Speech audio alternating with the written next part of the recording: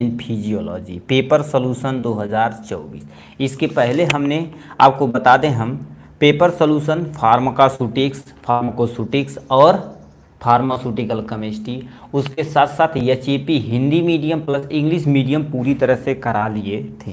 ये आपके सामने ह्यूमन एनाटॉमी एंड फिजियोलॉजी का इंग्लिश मीडियम का पोर्शन है। ठीक है, इसके पहले हम बहुत सारी चीज़ को कंप्लीट कर लिए थे। ठीक है, इस वीडियो में इंग्लिश मीडियम का पोर्शन हम कंप्लीट करने वाले हैं। ठीक है, ठीक, तो इसमें हम सब कुछ डिटेल में देखेंगे। ये 2024 का पेपर सोल्यूशन। अभी तक हमने, आप यदि हमारे ग्रुप यानी टॉपर बैच नहीं ज्वाइन किया है तो प्लीज़ आप टॉपर बैच ज्वाइन कर लीजिए। क्यों? क्योंकि टॉपर बैच ही आपकी नैया पार कराने वाला है, चाहे आप फर्स्ट ईयर में हो चाहे सेकेंड ईयर। और हिंदी मीडियम लिखना चाह रहे हैं तो हिंदी मीडियम, इंग्लिश मीडियम लिखना चाह रहे हैं तो इंग्लिश मीडियम, किसी भी तरह से क्या कर सकते हैं आप एग्जाम में लिख सकते हैं। तो ये इंग्लिश मीडियम का वर्जन है। ठीक है, अब इसमें क्या कैसे क्वेश्चन पूछा गया सब कुछ डिटेल में हम बता दें। कोड की बात की जाए तो 2604 आपका सामने कोड दिया गया है। ठीक, अब कहीं भी अब ये सब नहीं बताएंगे कि आपसी नंबर 3 घंटे के अंदर, ये सब इंस्ट्रक्शन वगैरह सारा चीज़ नहीं। आप 1 शॉट वीडियो चलेगा और पूरी तरह से 1 से लेकर 1.5 घंटे के अंदर पूरा वीडियो यानी ये ख़त्म कर दिया जाएगा। इसके टोटल 3 पार्ट होते हैं, पार्ट ए, पार्ट बी और पार्ट सी। पार्ट ए में क्या क्या दे रखा, टोटल 7 क्वेश्चन दिया रहता है, कि 6 क्वेश्चन को अटेम्प्ट करना रहता है। इसमें पहला क्वेश्चन आपके सामने क्या दे रखा है, explain the process of meiosis in detail. यदि आप सेल डिवीजन थोड़ा सा पढ़े होंगे तो बताया गया होगा डिवीजन 2 तरह का होता है। एक है, क्या होता है बताते चलते हैं आपको यहाँ से थोड़ा सा लेकर। देखिए, आप थोड़ा सा यदि पढ़े होंगे, ठीक है, देखिए अब कहाँ से क्वेश्चन पूछा, कैसे क्वेश्चन पूछा भाई, इधर उधर करके पूछा था। और से यानी 2024 में थोड़ा सा खतरनाक टाइप में क्वेश्चन पूछा था कि आउट ऑफ सिलेबस बहुत सारी चीज़ दे दिया था। ठीक, तो प्लीज़ अपनी तैयारी पूरे अच्छे तरीके से बनाने के लिए आप टॉपर बैच ज्वाइन कर सकते हैं। टॉपर बैच में आपको 2022, 2023, 2024 के फुल पेपर सोल्यूशन कराया जाएगा, चाहे हिंदी मीडियम में चाहिए चाहे इंग्लिश मीडियम में। इसी में यानी सर क्लियर नहीं दिख रहा भाई, ठीक है, अब कितना क्लियर दिखेगा। ठीक है, अब ये टॉपर बैच ज्वाइन करेंगे, सारा चीज़ आपको नोट उसी पे प्रोवाइड करा दिया जाएगा ग्रुप में ऐड करके। ठीक, लास्ट में आपको सुपर 25 क्वेश्चन दिया जाएगा जो बहुत ही इंपॉर्टेंट है। और कोई और इसका नोट चाहिए तो आप लिंक में हमारा नंबर रहेगा तो वहाँ से कॉन्टैक्ट के लेकर ले सकते हैं। तो देखिए, सेल आप यानी सेल डिवीजन यदि देखा जाए तो तुम्हारे पास क्या होता है, 2 तरह का होता है। एक हम पढ़े होंगे माइटोसिस पढ़े होंगे, एक हमारे पास क्या होता है मियोसिस हो जाता है। माइटोसिस में क्या होता है, एक्चुअल में एक सेल डिवीजन करके 2 सेल बनाता है तो उस प्रोसेस को यानी बोला जाता है माइटोसिस। मियोसिस में एक सेल डिवीजन होता है तो टोटल कितने 4 सेल बनाता है। अब ये इसके लिए 2 स्टेप होते बट एक सेल से 4 सेल बनता है, ये मियोसिस हो गया। तो इस मियोसिस को हम इस वीडियो में पूरा डिटेल में देखने वाले हैं। तो आपके सामने यहाँ से यदि आवाज़ और दिख रहा है क्लियर तो एक बार कमेंट बॉक्स में ज़रूर लिखिएगा। ठीक है, तो देखिए मियोसिस क्या होता है। ठीक, अब स्टेप बाय स्टेप समझिए। पहला ऐसे हेडिंग डालेंगे meiosis. Meiosis is a specialize cell division, मतलब एक तरह का स्पेशल सेल डिवीजन होता। प्रोटेस्ट यानी process that occur in the sexual reproduction organism to produce gamete, मतलब सिंपल सा क्या होती है, मियोसिस एक तरह का स्पेशल टाइप का सेल डिवीजन होता है जो जब at the time of reproduction के समय जो गैमेट का फॉर्मेशन करना चाहे, एग का करना चाहे स्पर्म का फॉर्मेशन करना, तो वहाँ पर क्या हो रहा है भैया, सेल डिवीजन होता है। ठीक, सेल डिवीजन देखिए, gamete with half number of chromosome of parent cell, मतलब क्या दे रखा, पेरेंट सेल से देखा जाए तो मम्मी में कितना होता है 46 गुणसूत्र होते हैं, पिता में भी 46 गुणसूत्र होते हैं। मम्मी से आपका क्या होगा, आधा आता है, इसलिए क्या बोला जाता है, इसे रिडक्शनल डिवीजन बोला जाता है। इसमें क्रोमोसोम की संख्या क्या हो जाती है, आधी हो जाती है। ये पहला पॉइंट हो जाएगा आपके सामने। नेक्स्ट में क्या लिखा, it involve 2 stage, meiosis first and meiosis second, यानी मियोसिस टोटल 2 स्टेज में होता है, एक मियोसिस फर्स्ट होता है, एक मियोसिस सेकेंड होता है। ठीक, अब देखिए मियोसिस फर्स्ट और मियोसिस सेकेंड होगा तो 4 हप्लॉइड सेल बनेंगे। तो क्या लिखा, meiosis first and meiosis second resulting in 4 non identical haploid, ठीक है, non identical haploid cell from 1 diploid cell, मतलब एक डिप्लॉइड सेल रहता है वो 2 आपका हप्लॉइड सेल बनाता है। मियोसिस 2 आई का ठीक है, सी दुकाना होता है, मतलब नहीं समझे भाई। ठीक है, तो इसमें देखिए क्या होता है, एक सेल हमारे पास ये रहा, ठीक, एक सेल रहा जब मियोसिस फर्स्ट होता है और मियोसिस सेकेंड, ठीक है। मियोसिस देखिए, इसमें मियोसिस फर्स्ट जब होता तो एक सेल से हमारे पास टोटल और टोटल कितने सेल बन जाते हैं, 2 सेल बन जाते हैं। ये मियोसिस फर्स्ट हो जाएगा। मियोसिस जब सेकेंड होता है तो यही सेल आपका क्या हो जाएगा, 2 से बन जाएगा। तो वही बोले थे 2 से 4 सेल बनता है। तो वही चीज़ अब इसमें याद रखना, ठीक है। क्रोमोसोम की संख्या क्या हो जाती है, हाथ आधी हो जाती है। आधे के लिए हम क्या प्रयोग करेंगे, आपके सामने हॉप्लॉयड का प्रयोग करेंगे, जिसे हम यन से रिप्रेजेंट करेंगे। और डिप्लॉयड यदि कहीं लिखा रहा है, ठीक है, डिप्लॉयड मतलब समझिए उसमें 2 नंबर, मतलब क्रोमोसोम की संख्या बराबर है, यानी ज़्यादा संख्या में है। यदि आधा रहेगा तो हॉप्लॉयड, यदि पूरा रहेगा तो क्या होगा, डिप्लॉयड में होता। मियोसिस मेरी आँख का सिकुड़ना होता है, वो बीमारी है भाई, ठीक है। यहाँ से बीमारी वो दूसरी सेकेंड ईयर में उसे पढ़ेंगे। यहाँ मियोसिस है, मियोसिस, ठीक है। तो ये तुम्हारे पास होती है। ग्लाइकोमा हो गया, ठीक है, वो सेकेंड ईयर में पढ़ेंगे बीमारी के बारे में। अभी यहाँ पर दूसरा चीज़ चल रहा है, ठीक है। ये हो जाएगा आपके सामने। अब स्टेज आप तुम्हारे पास मियोसिस कितने स्टेज में यदि देखा जाए तो मियोसिस कितने स्टेज में गुरुदेव होता है, तो इसके बारे में हम आपको थोड़ा सा नॉलेज दे देते हैं।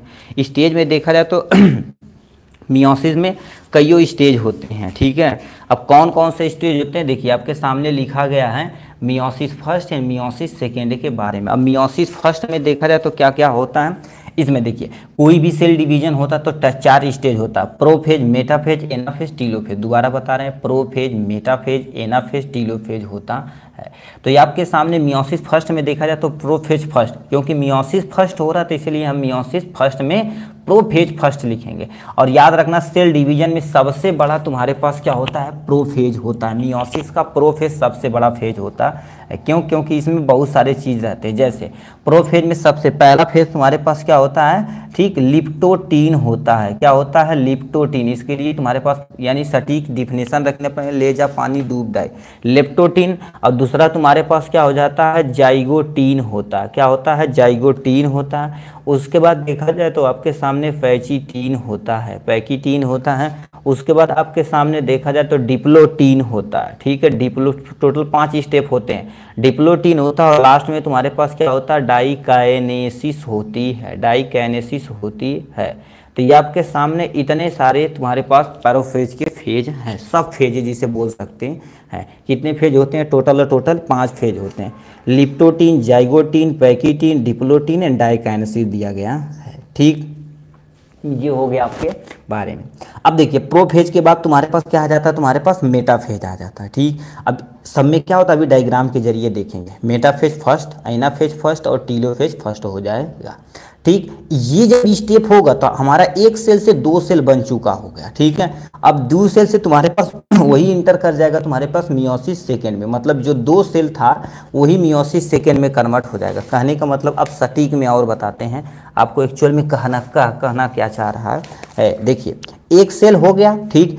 एक सेल जब हुआ तो इसमें मियोसिस जो फर्स्ट हुआ है, ठीक है, इसमें मियोसिस फर्स्ट हुआ है तो टोटल आपके सामने कितने सेल बन चुके हैं, 2 सेल बन चुके हैं। ये आपका मियोसिस फर्स्ट हो जाएगा। अब इन्हीं सेल में मियोसिस सेकेंड होता है तो इस सेल से आपका 2 सेल बनता है और इस सेल से आपका 2 सेल बनता है। तो इसको क्या बोला जाता है, मियोसिस सेकेंड बोला जाता है। तब जाके आपके सामने टोटल 4 यानी सेल हो जाते हैं। तो मियोसिस सेकेंड में देखा जाए तो तुम्हारे पास क्या होता है, मियोसिस से just like a mitosis, mitosis के सेम टू सेम होता है। इसमें भी तुम्हारे पास कई होते हैं। इसमें पहला पोर्शन होता है प्रोफेज, ठीक है। देखिए ये सेकेंड है तो यहाँ पर हम प्रोफेज सेकेंड लिखेंगे। प्रोफेज के बाद तुम्हारे पास क्या आ जाता है, मेटाफेज आता है, ठीक है। ये आपके सामने मेटाफेज सेकेंड आ जाता है। मेटाफेज के पास सामने तुम्हारे पास प्रोफेज, मेटाफेज, एनाफेज होता है, ठीक है। तुम्हारे पास एनाफेज मतलब क्या हो जाएगा, एनाफेज सेकेंड हो जाएगा, ठीक है। उसके बाद तुम्हारे पास हो जाएगा good morning sir, good morning, ठीक है। तो यहाँ पर क्या हो जाएगा, प्रोफेज, मेटाफेज, एनाफेज और तुम्हारे पास लास्ट में टीलोफेज हो जाएगा। क्या हो जाएगा, टीलोफेज हो जाएगा। तब अब कैसे याद करेंगे आप, देखिए PMAT, इसे इधर उधर प्लीज मत करिएगा, आपसे अनुरोध है। प्रोफेज, मेटाफेज, एनाफेज, टीलोफेज इधर उधर मत करिएगा, दोबारा बोलना इसको आप इधर उधर मत करिएगा, ठीक है, ठीक। तो इसी को तुम्हारे पास लिखा गया है, meiosis first and meiosis second दिया गया है, ठीक। अब इसका डायग्राम थोड़ा सा देख लीजिए। अब अच्छे से एक्सप्लेन कैसे करना है आपको हम बता देते हैं, ठीक। ठीक है। इतना लिखने के बाद आपको डायग्राम प्लीज़ ज़रूर बनाइएगा। इतना लिखने के बाद आप डायग्राम बनाएंगे। देखिए अब इसमें जो डायग्राम बनाएंगे तो आपके सामने ये डायग्राम रहा। ठीक है, पहला स्टेप तुम्हारे पास लिप्टोटीन, लिप्टोटीन में तुम्हारे पास ये दिया गया है। ठीक, अब ये कैसे क्या होता है इसके लिए आपको थोड़ा सा डायग्राम समझना पड़ेगा। ठीक है, डायग्राम समझेंगे तो आप ही के लिए ज़्यादा सूटेबल रहेगा एज कम्पेयर टू ठीक है पढ़ने से। ठीक है, क्योंकि एचएपी में देखा जाए तो आपका डायग्राम बहुत ही इम्पोर्टेंट है पोर्शन में। ठीक है, पेज नहीं है क्या भाई? ठीक है, तो देखिए यानी अब उसको समझने से पहले आप यहाँ से थोड़ा सा डायग्राम समझ लीजिए। ये आपके मान लेते हैं आपके सामने सेल है। सेल की जो सबसे बाहरी परत होती है उसे सेल मेम्ब्रेन बोलते हैं। क्या बोलते हैं? सेल मेम्ब्रेन बोला जाता है। इसके अंदर ऐसे न्यूक्लियस होता है। न्यूक्लियस की जो सबसे बाहरी परत होती है उसे हम क्या बोलते हैं? न्यूक्लियर मेम्ब्रेन बोला जाता है। ठीक है, इसके अंदर न्यूक्लियर में ये थ्रेड लाइक स्ट्रक्चर होता है। इसी को क्या बोला जाता है? क्रोमैटिन, यानी क्रोमोमियर कहीं कहीं बोला जाता है, क्रोमोमियर ही लिख देते हैं। ठीक है, क्रोमो अलग अलग स्टेज होता है। ठीक, ये तुम्हारे पास होता। अब यही चीज़ सेल यहाँ पर लिखा गया है। तो देखिए एक पहला स्टेज में तुम्हारे पास क्या होता है? लिप्टोटीन होता है। लिप्टोटीन में ये अंदर वाला न्यूक्लियस है, न्यूक्लियर मेम्ब्रेन बोला गया। Chromosome with the Beed appearance, Beed मतलब क्या होता है? ये तार है ना। ठीक है, ये तार इसी के ऊपर ऐसे ऐसे गुच्छे नुमा जीन चिपके हुए हैं। ठीक, और ये जो थ्रेड लाइक स्ट्रक्चर उसे क्रोमोमियर बोला जाता है। और यही पकड़ के खींचेगा, इसे क्या बोला जाता है? सेंट्रोल यानी सेंट्रियोल बोला जाता है। ये लिप्टोटीन होगा। लिप्टोटीन के बाद क्या आ जाता है? आपका जाइगोटीन आता है। देखिए ये इधर भागेगा, एक इधर भागेगा। तो जाइगोटीन का स्टेज तुम्हारे पास लिखा होमोलॉगस क्रोमोसोम। होमोलॉगस मतलब सिमिलर टाइप ऑफ क्रोमोसोम इसमें प्रेजेंट होते हैं। ठीक है, सिमिलर मतलब एकदम हूबहू सेम टू सेम होते हैं। ये आपका डाटर सेंट्रियोल हो गया, एक इधर भागेगा इधर। ये न्यूक्लियोलस हो गया, ये सेंट्रोमियल हो गया। डायड, डायड ही पकड़ के खींचेगा। ठीक है, पकड़ के खींचेगा, उसको डायड बोलते हैं। तीसरा स्टेप में तुम्हारे पास क्या आता है? पैकिटीन आता है। पैकिटीन में देखिए अब वो धीरे धीरे क्रोमेटिड में कन्वर्ट होगा। ठीक है, यानी क्रोमोमियर ऐसे लिपटेगा उसमें। उसके बाद तुम्हारे पास लिखा सेंट्रोमियर। देखिए सेंट्रोमियर क्या होता है? यदि आप एक क्रोमोसोम का स्ट्रक्चर देखेंगे तो ऐसे रहता है, तो ये बीच में रहता है, उसको सेंट्रोमियर बोला जाता है। ठीक है, अब सेपरेटेड होना स्टार्ट हो जाएगी। पैकिटीन के बाद आपके कौन सा स्टेज आएगा? डिप्लोटीन आ जाएगा। क्या हो जाएगा? डिप्लोटीन। इसमें कियाजमाटा का फॉर्मेशन होगा, टेट्राड बनेगा। Crossing over between the homologous chromosome, इसमें मतलब जो होमोलॉगस क्रोमोसोम एक दूसरे से ऐसे क्रॉस करेंगे। ठीक है, इसलिए क्रॉसिंग बोला जाता है। ठीक, ये होगा। अब देखिए ये भी अपोजिट साइड पे यहाँ भागेगा, ये वाला अपोजिट साइड पे इधर भाग के आएगा। ये चौथा स्टेज। पांचवा स्टेज में तुम्हारे पास क्या होता है? डाइकाइनेसिस होता है। डाइकाइनेसिस में देखिए सामने तुम्हारे पास क्रोमोसोम अब आधा आधा होगा। ये 20 से देखिए टुकड़ा होना स्टार्ट हो गया। एक सेल इधर चला जाएगा, एक सेल इधर हो जाएगा, तो ये डाइकाइनेसिस में हो जाएगा। अब मेटाफेज में देखा जाए तो ये वाला जो तुम्हारे पास बन रहा था ये एस्टर का फॉर्मेशन है। एस्टर मतलब धागे का फॉर्मेशन करेगा। ये आधा इधर खींच लेगा, आधा इधर क्रोमोसोम खींचेगा, तो एक सेल ऊपर एक सेल नीचे बन जाएगा। तो देखिए मेटाफेज में ये होता है, एनाफेज में पूरी तरह से खींच लिया गया है। उसका टीलोफेज में पूरी तरह से अलग अलग हो चुका, अब सेल डिवीजन स्टार्ट हो चुका है। ये प्रोफेज यानी मियोसिस फर्स्ट खत्म हो चुका। अब मियोसिस फर्स्ट जब खत्म होगा ना तो आपके सामने ये स्टेप आ जाएगा मियोसिस सेकेंड पे।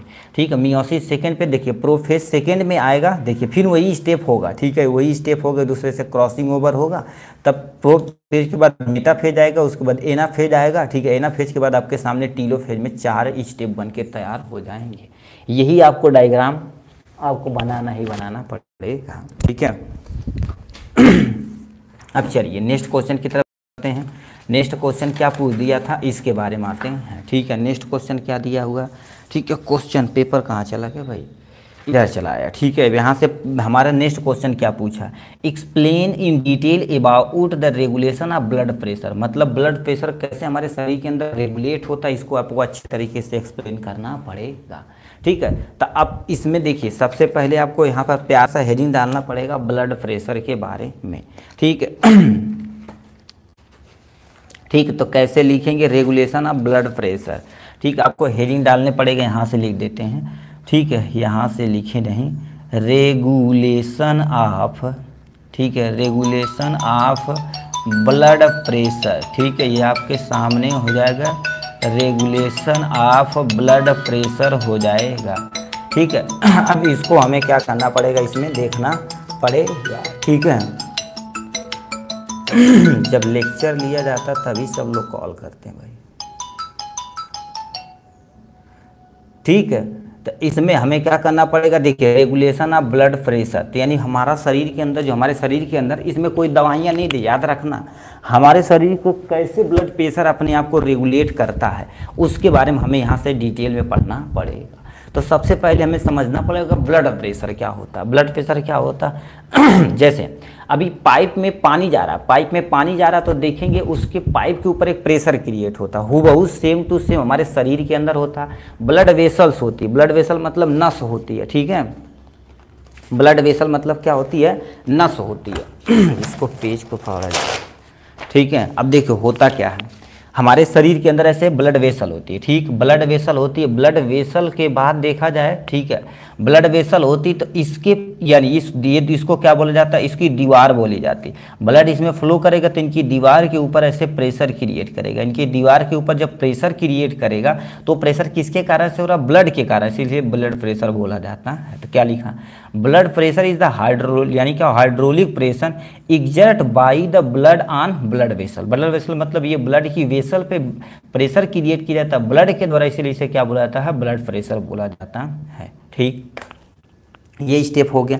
नेक्स्ट स्टेप में तुम्हारे पास क्या लिखा गया है, नॉर्मल ब्लड प्रेशर देखे जाएंगे तो तुम्हारे पास कितना होता है, एक यानी 120 और 80 mmHg होता है। कितना होता है, 120 80 mmHg होता है ब्लड प्रेशर।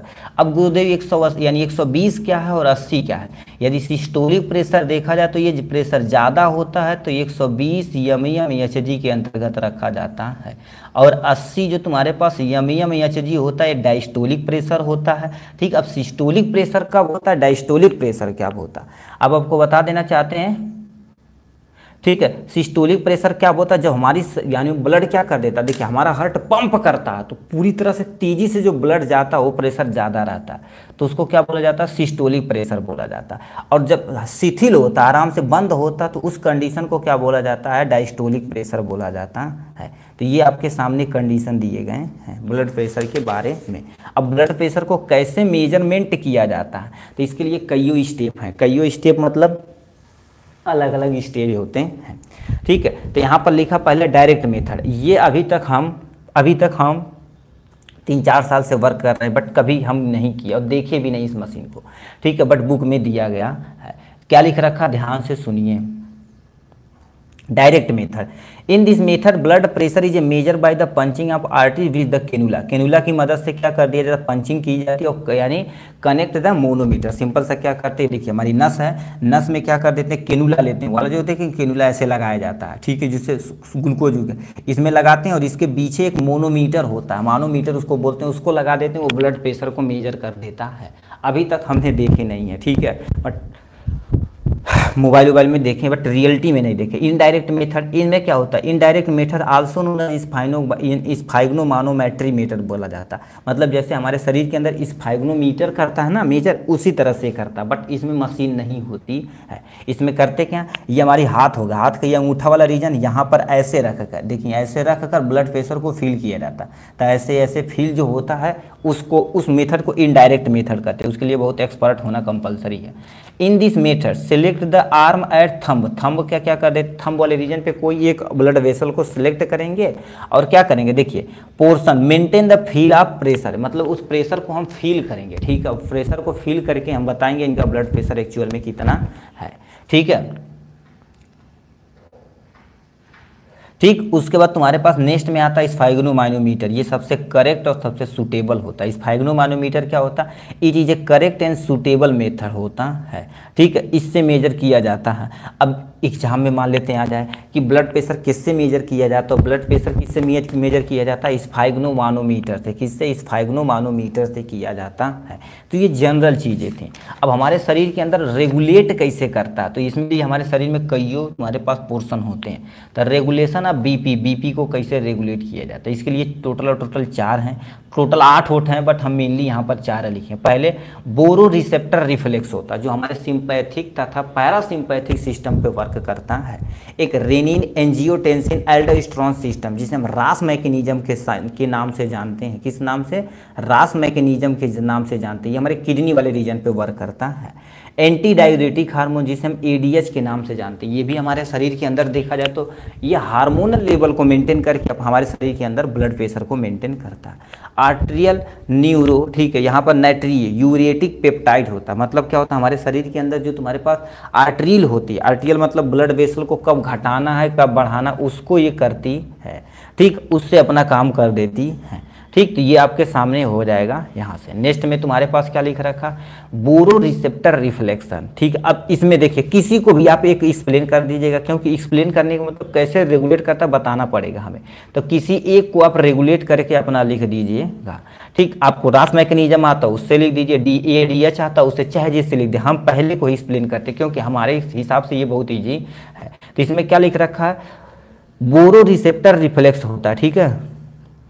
बोरो रिसेप्टर रिफ्लेक्स के अंतर देखा जाए तो इन बोरो रिसेप्टर रिफ्लेक्स से parasympathetic nervous system activity increase करता। अब समझिए दो हमारे शरीर के अंदर तुम्हारे पास दो चीज़ होती हैं, एक तुम्हारे पास देखा जाए तो पैरासिम्पैथिक नर्वस सिस्टम होता है, एक सिंपैथिक नर्वस सिस्टम होता है। तो हमारे शरीर के अंदर दो तुम्हारे पास सिंपैथिक सिस्टम होते हैं, ठीक है, यानी हमारे शरीर का कंट्रोल। पैरासिम्पैथिक किसी भी चीज़ को क्या कर देता है, घटाने का काम करता है, और ये सिंपैथिक किसी चीज़ को बढ़ाने का काम करता है। फॉर एग्जांपल मान लेते हैं हम मार करने जा रहे हैं तो सिंपैथिक करेगा मार कौन हो, दिक्कत नहीं हम बाटी, बट पैरासिम्पैथिक कहेगा भाई रहन दे यार गड़बड़ा जाएगी, ठीक है। तो ये अपने आप को एक दूसरे को अपना काम कर लेते हैं, ठीक है, ठीक है। सर एक PDF चाहिए, दे दो भाई, पहले हम ये लेक्चर बंद करके आपको PDF दे दें, व्हाट्सअप कर दीजिएगा, अभी लेक्चर ख़त्म होते हैं हम आपको रिप्लाई करके आपका PDF सेंड कर दिया जाएगा भाई, ठीक, उसकी टेंशन ना लीजिए आप, ठीक। तो इसमें देखिए सबसे पहले क्या होता है, होता क्या है, देखिए बोरो रिसेप्टर रिफ्लेक्स पैरासिम्पैथिक एक्टिविटी को इंक्रीज करा देगा। अब बताइए जब पैरासिम्पैथिक बढ़ेगा तो सिंपैथिक को तुरंत घटा देगा, क्योंकि सिंपैथिक हमारे हार्ट बीट को बढ़ाता है, ठीक है, हार्ट बीट को बढ़ाएगा तो दिक्कत हो जाएगी, जैसे अभी कुत्ता तड़िया लिया तो हार्ट बीट आपकी तेज हो जाएगी, मतलब सिंपैथिक नर्वस सिस्टम इंक्रीज कर जाएगा। तो उसके कुछ समय के बाद आप कहीं दूर जाके ठहर जाएंगे तो पैरासिम्पैथिक कहेगा ये सिंपैथिक तू खत्म नीचे होगा हमके आगे होएगा, नहीं तो ब्लड प्रेशर हो जाएगी गड़बड़ तो दिक्कत हो जाएगी। तो ही लिखा बोरो रिसेप्टर कहता क्या, पैरासिम्पैथिक नर्वस सिस्टम एक्टिविटी को इंक्रीज कराता, जिससे सिंपैथिक नर्वस सिस्टम क्या होती है, एक्टिविटी घट जाती है। मान लेते हैं फॉर एग्जांपल आपका ब्लड प्रेशर इंक्रीज हो गया, अब डिक्रीज कराना तो इसी को आप उल्टा लिखते चले जाइएगा, यहाँ पर किसी भी तरह से कर सकते हैं। देखिए मान लेते हैं किसी पर्सन का ब्लड प्रेशर ज़्यादा हुआ, ठीक, तो ये तुम्हारे पास बोरो रिसेप्टर रिफ्लेक्स क्या कहेगा, जो बोरो रिसेप्टर इंक्रीज करेगा, देखो इंक्रीज करेगा तो पैरासिम्पैथिक नर्वस सिस्टम भी इंक्रीज करेगा, तो increase the baroreceptor reflex अपने आप को इंक्रीज करेंगे। फिर होगा क्या, लिखा increase the afferent impulse at, ठीक है, फ्लो कार्डियक, मतलब सबसे पहले क्या करेगा, एफरेंट मतलब जो ब्लड लेकर आ रहा किसकी तरफ, हार्ट की तरफ, उसको ये क्या कर देगा, ठीक है, इंक्रीज करेगा, ठीक, जिससे तुम्हारे पास क्या हो जाएगा, parasympathetic nervous system activity increase हो जाएगी। देखिए PSNS, PNS नहीं लिखेगा, PSNS यानी parasympathetic nervous system activity increase करेगी, जिससे तुम्हारे पास सिंपैथिक नर्वस सिस्टम एक्टिविटी क्या हो जाएगी, डिक्रीज कर जाएगी। यदि डिक्रीज कर जाएगी, यदि कम हो जाएगी तो सबसे पहली बात तुम्हारे पास कार्डियक आउटपुट क्या हो जाएगा, कम हो जाएगा। जब कार्डियक आउटपुट कम हो जाएगा, अब बताओ ब्लड जब कार्डियक कहेगा हम पंप करवा नहीं करेंगे तो जाहिर सी बात ब्लड प्रेशर बढ़ने से कम होगा। वेसल डायलेट का जो वेसल्स रहेगी ऐसे थोड़ा सा चौड़ा हो जाएंगे, जिससे ब्लड प्रेशर क्या हो जाएगा, डिक्रीज हो जाएगा, ठीक है। ये तुम्हारे पास हो गया स्टेप के बारे में, किसी भी मैकेनिज्म को आपके एक को एक्सप्लेन करना ही करना पड़ेगा, ठीक। तो ये पहला स्टेप था आपके सामने। नेक्स्ट में तुम्हारे पास क्वेश्चन में क्या दे रखा है, नेक्स्ट क्वेश्चन क्या पूछा है, अभी इसके बारे में पेपर कहाँ गया भाई, क्या बोल दिया है, कह दिया है describe in detail about heart and draw neat लेवल डायग्राम एंड एक्सटर्नल स्ट्रक्चर। मतलब सबसे पहले क्या करना पड़ेगा, हार्ट के बारे में पूरा डिटेल में लिखना पड़ेगा, कैसे एक्चुअल में वर्किंग करता है, सिस्टोलिक प्रेशर, डायस्टोलिक प्रेशर, कैसे पूरे शरीर में ब्लड को प्रेशर के साथ भेजता है, इस सब के बारे में पूरा डिटेल में आपको बताना पड़ेगा। तो सबसे पहले हम समझते हैं हार्ट के बारे में, ठीक। तो आपको प्यारा सा हेडिंग डालना पड़ेगा हार्ट के बारे में। अब हार्ट क्या होता है इसको देखा जाए, ठीक। देखिए हार्ट इज मीजोडर्मल ओरिजिन का होता है। मीजोडर्मल क्या होता है, इम्ब्रियो की जब लेयर बनती तो टोटल 3 लेयर बनती है, क्या बनती है, 3 लेयर की बनती है, इक्टोडर्मल, मीजोडर्मल और इंडोडर्मल। मीजोडर्मल जो होती है हमारे शरीर के अंदर इंटरनल आर्गन को बढ़ाने का काम करती है, तो मीजोडर्मल का ओरिजिन का होता है इस सिचुएटेड द थोरैक्स कैविटी, मतलब ये रिब वाला कीज है, रेब कीज है, उसी सीने वाले रीजन पे पाया जाता है, बिटवीन द टू लंग्स, मतलब दो लंग्स के बीच, slightly tilted with the left side, मतलब हल्का सा लेफ्ट साइड में क्या होता है, टिल्टेड होता है। हार्ट के बारे में, heart pump the blood into the whole body, मतलब हमारे ब्लड क्या कर देता, सॉरी हार्ट करता क्या है, पूरे शरीर में ब्लड को पंप करके एक स्थान से दूसरे स्थान तक भेजने की जिम्मेदारी किसकी होती है, हार्ट की होती है। ठीक, अब दूसरा, ये तो इंट्रोडक्शन होगा, दूसरा आपको हेडिंग डालना पड़ेगा स्ट्रक्चर ऑफ हार्ट। जैसे जैसे हम लिख रहे हैं भाई उसी तरह से आप एग्जाम में भी लिखेंगे। Heart is a made up of 3 layer, heart कितनी बनी, 3 लेयर की बनी होती है। 3 लेयर का मतलब क्या कह रखा, ध्यान से सुनिए। ये फॉर एग्जांपल मान लेते हैं आपके सामने हार्ट है, ठीक है, हार्ट होगा तो हार्ट की जो लेयर होती है, ठीक है, हार्ट की लेयर होती, देखिए एक लेयर इसको मानिए, एक लेयर इसको मानिए, एक लेयर इसको मानिए। जो सबसे तुम्हारे पास इसमें 3 लेयर होते हैं। सबसे पहले तुम्हारे पास लेयर की बात की जाए तो सबसे बाहरी जो तुम्हारे पास का था तो उसे इपीकार्डियम या कहीं कहीं इक्टो लिखा जाता है, इपीकार्डियम बोला जाता है। बीच वाले को क्या बोला जाता है, मायोकार्डियम बोला जाता है, और अंदर वाले को क्या बोलते हैं, इंडोकार्डियम बोलते हैं। यानी 3 लेयर हुआ नहीं, यानी 3 लेयर की बनी होती है।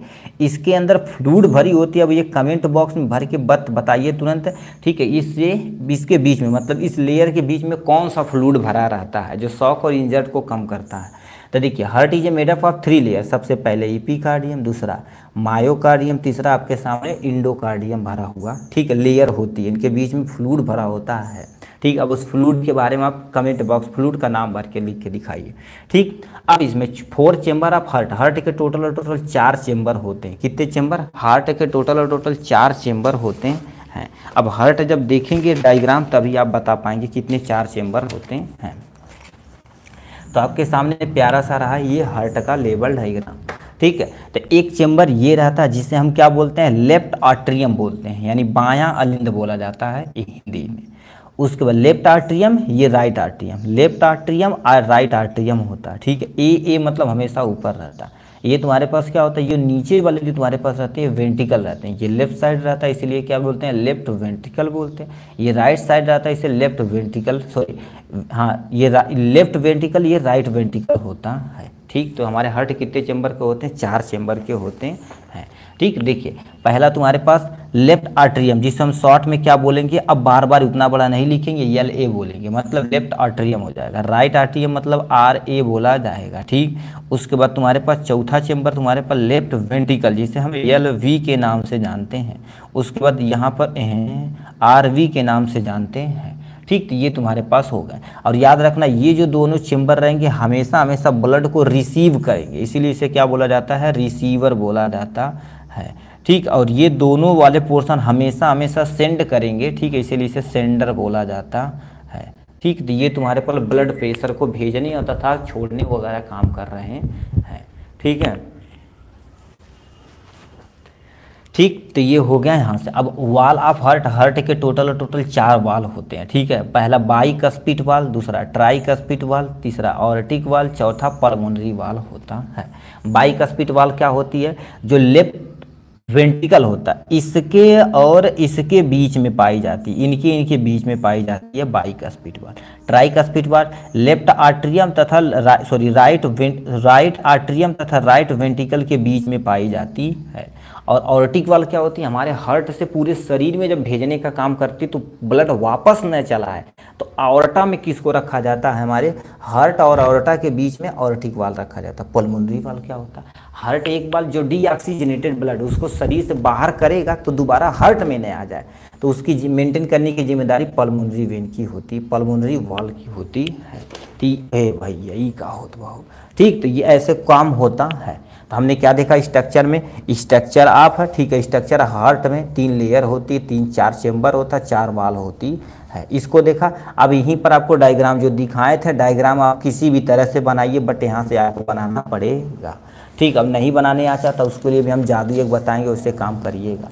तो मैकेनिज्म ऑफ हार्ट, अब हार्ट मैकेनिज्म एक्चुअल में कैसे काम करता है हार्ट।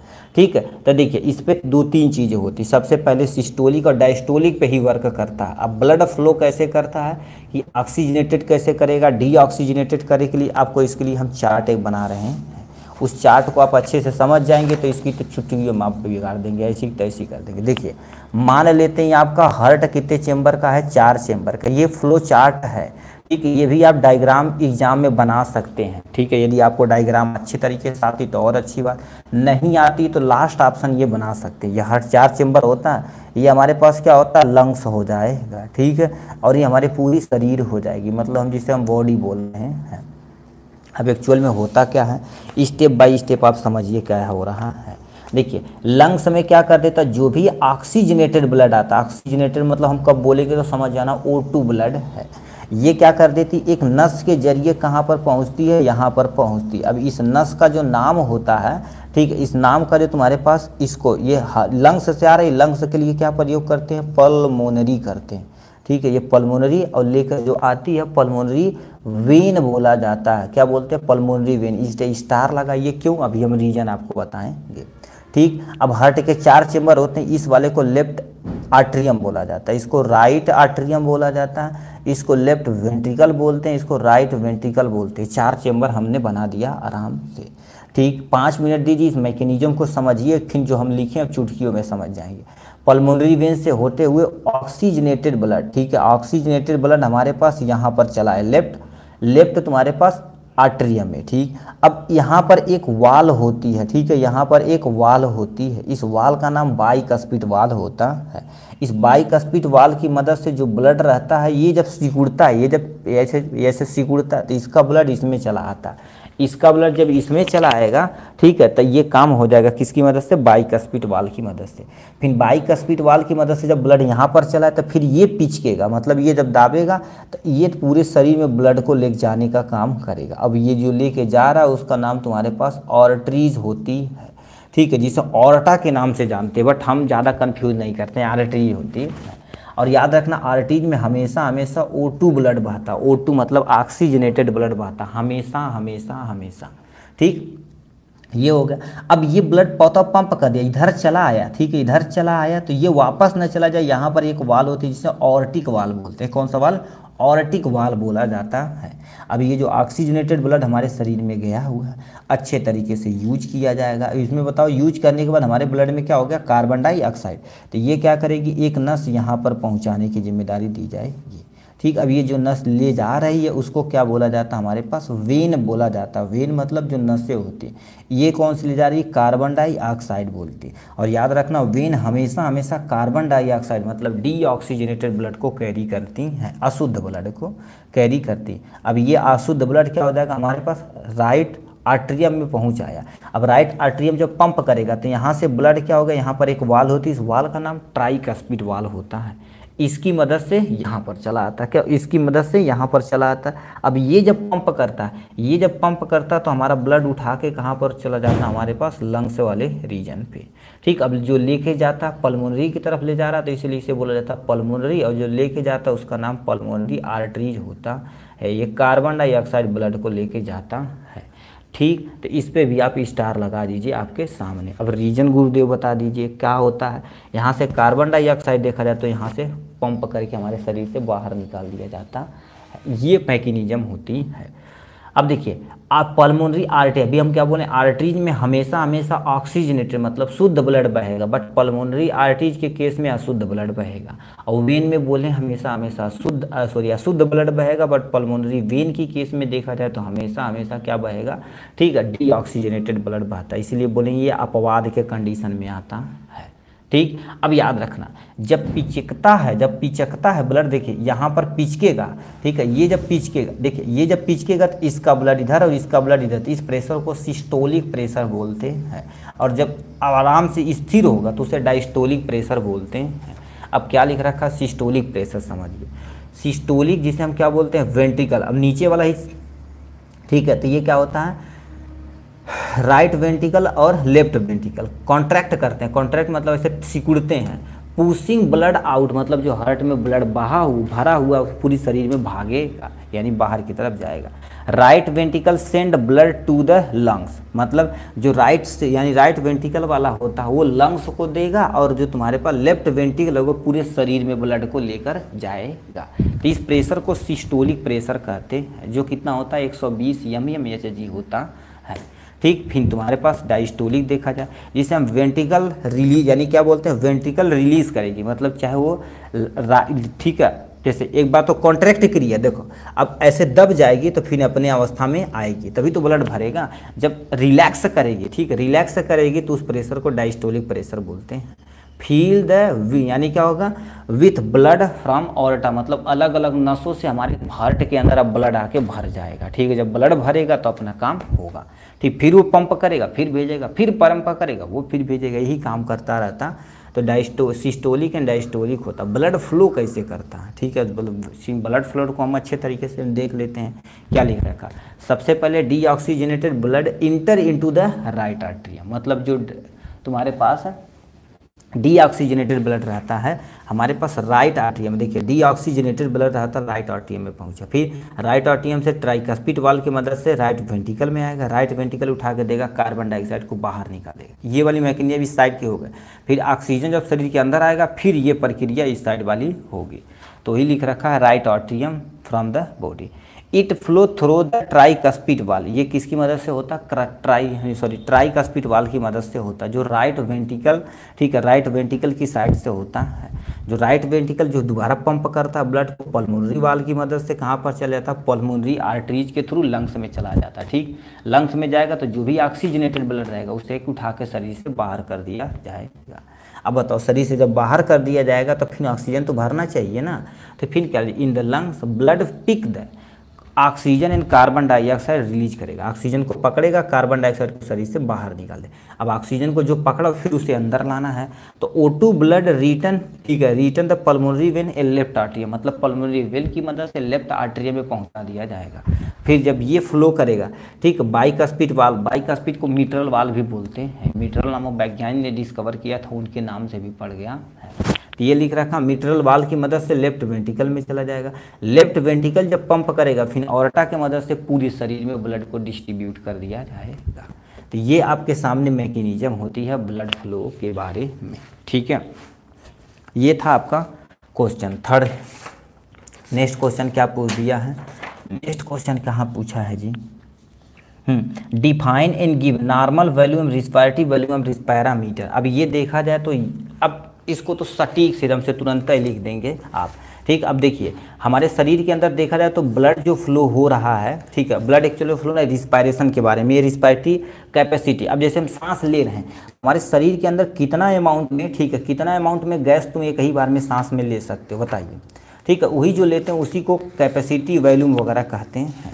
अब ये कैसे होता है, क्या होता है, इस सबको पूरा डिटेल में तुम्हें देखना पड़ेगा।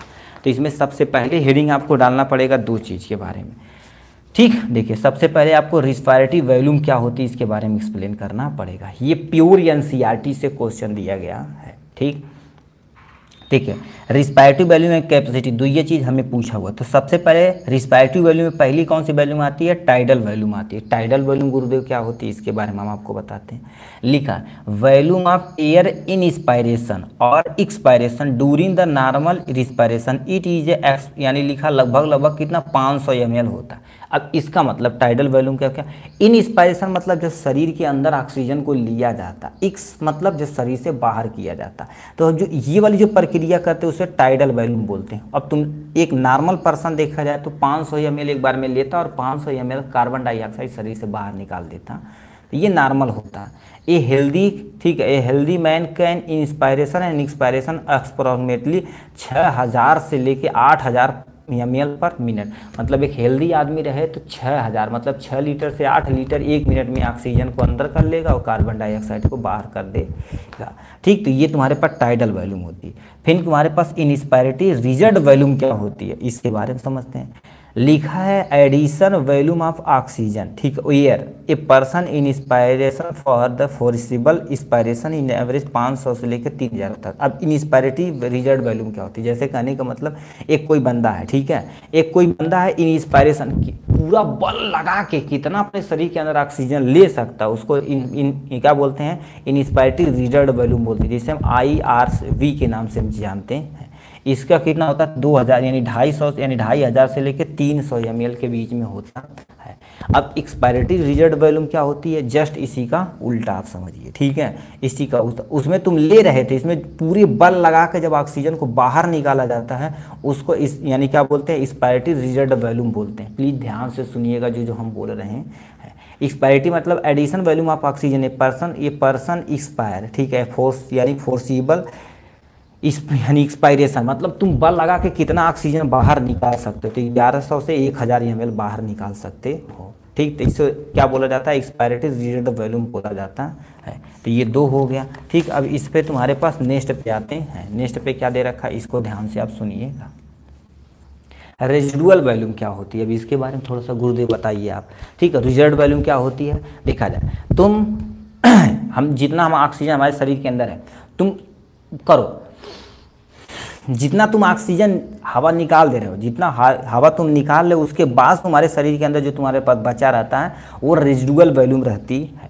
तो क्या लिखा है, volume of air remaining the lungs even after forcible expiration, मतलब तुम पूरी दम लगा के शरीर से जितना ऑक्सीजन बाहर गैस को बाहर निकाल दे तो उसके बाद जितना बचा हुआ रहता है और रेजिडुअल वॉल्यूम कहलाता है। इसका रेजिडुअल वॉल्यूम देखा जाए तुम्हारे पास कितना होता है, 1100 से लेकर तुम्हारे पास 12000 ml होता है, ठीक। अब ये तुम्हारे पास वॉल्यूम होगा। अब यहाँ से हम समझते हैं कैपेसिटी के बारे में, ठीक है। अब कैपेसिटी, अब ये सब करने के लिए तुम्हारे पास थोड़ा सा लंग्स में कोई प्रॉब्लम रहा तो उसको सही करने के लिए दिया जाता है, ठीक है, उससे ये काम है। तो यानी इनस्पायरेटरी कैपेसिटी क्या होती है, total volume of air a person can inspire after the normal expiration, this included tidal volume and inspiratory reserve volume होती है। अब इनस्पायरेटरी कैपेसिटी क्या होती है, कहने का मतलब क्या करता है, जैसे हम सांस लेके जितना ऑक्सीजन निकाल दिए, ठीक, जितना ऑक्सीजन निकाल दिए तो हमारे शरीर के अंदर कुछ ना कुछ कैपेसिटी बची रहेगी, जो बची हुई पोर्शन रहता है उसको इनस्पायरेटरी कैपेसिटी बोला जाता है, इनस्पायरेटरी बोला जाता है।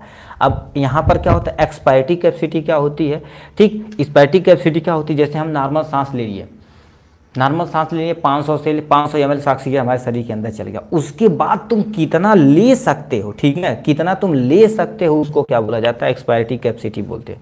Total volume of air person can inspire after the normal expiration, ठीक है, दिस इंक्लूडेड टाइडल वॉल्यूम और रिस्पायरेटरी एक्सपायरेटरी रिजर्व वॉल्यूम को बोला जाता है। आप कोई EC इक्वल टू पूछे तो क्या लिखेंगे, EC equal to TB plus में ERV के नाम से जानते हैं, ठीक।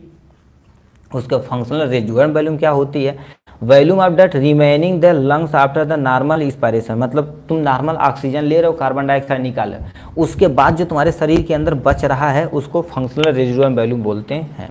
वाइटल कैपेसिटी गुरुदेव क्या होती है, a maximum volume of air person can breathe in the after the force expiration, मतलब बल लगा के जितना बाहर तुम निकाल दे रहे हो, ठीक, उसके बाद तुम क्या कर सकते हो, कितना ब्रीथ कर सकते हो, कितना सांस ले सकते हो, उसको वाइटल वॉल्यूम बोला जाता है। टोटल लंग कैपेसिटी क्या होती है, सबको तुम मिला दो, बस सारी कैपेसिटी को मिला दो, तुम्हारे पास टोटल लंग कैपेसिटी हो जाएगी। तो क्या लिखा, टोटल वॉल्यूम ऑफ एयर, ठीक, accommodated in the lungs at the end of the force, ठीक, फोर्स इन इंस्पायरेशन, इसमें कौन कौन सा होता है, RV यानी residual volume, inspiratory reserve volume, tidal volume तथा इनस्पायरेटरी रिजर्व वॉल्यूम, सबको मिला दिया जाए तो तुम्हारे पास क्या बनेगा, टोटल लंग कैपेसिटी बन चुके, ठीक है। तो ये सबको मिला के बोला जाता है, ठीक है। नेक्स्ट क्वेश्चन क्या दिए रखा है, इसके बारे में हम समझते हैं थोड़ा सा, ठीक है। नेक्स्ट क्वेश्चन क्या दिया है जी, कह दिया फिजियोलॉजी ऑफ मसल कॉन्ट्रैक्शन, मतलब हमारे शरीर के अंदर मसल का कॉन्ट्रैक्शन तथा रिलैक्सेशन कैसे होता है, और ये एग्जाम के पॉइंट ऑफ व्यू से देखा जाए तो बहुत इंपॉर्टेंट क्वेश्चनों में से एक है, ठीक है। अब इसके बारे में समझिए क्या कह रखे हैं, क्या लिख रखा है, मसल कॉन्ट्रैक्शन। तो आपके सामने हमने यहाँ से प्यारा सा देखिए नोट बनाया है मसल कॉन्ट्रैक्शन के बारे में। अब मसल कॉन्ट्रैक्शन क्या होता है इन सब के बारे में आप अच्छे तरीके से समझिए, ठीक है, एकदम से इजी से इजी लैंग्वेज में।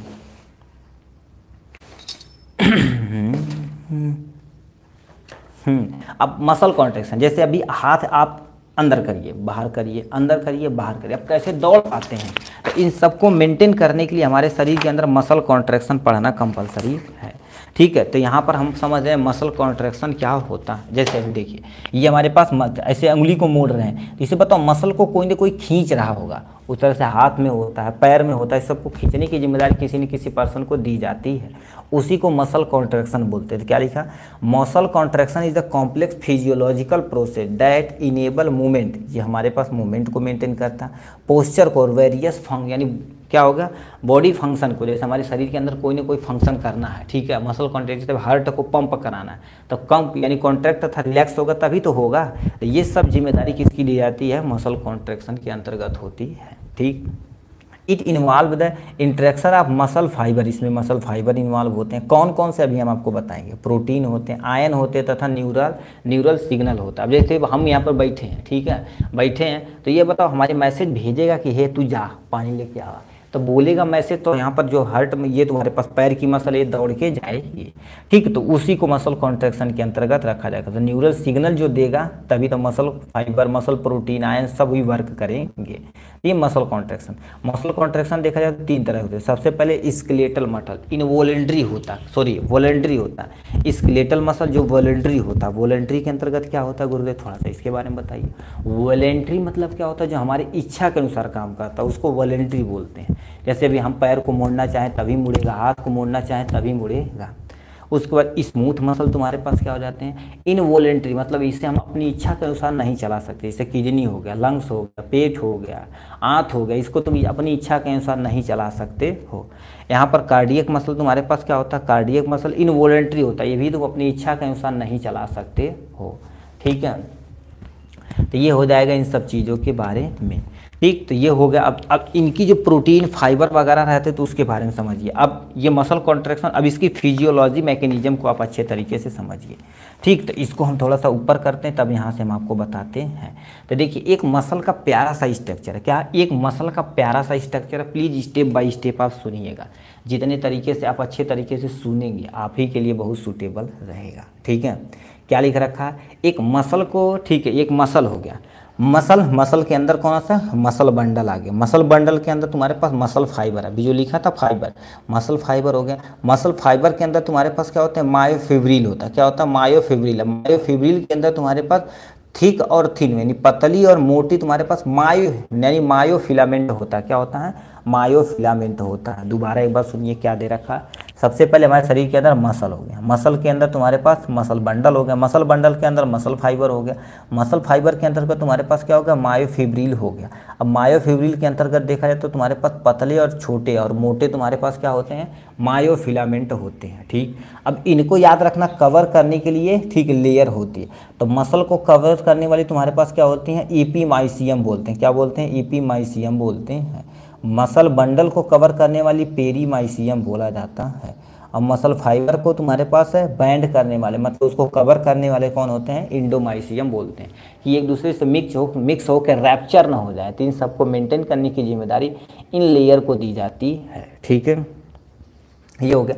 अब एक मायोफिलामेंट को उठाकर देखा जाए तो यहाँ जो थिक और थिन होता है ना, थिक के अंतर्गत कौन आता है, थिन के अंतर्गत कौन, तो यहाँ पर थिक और थिन फिलामेंट में 2 चीज़ आते हैं, एक थिक फिलामेंट एक थिन फिलामेंट होता है। थिक फिलामेंट में तुम्हारे पास मायोसिन आते हैं जो पॉलीमर का काम करता है।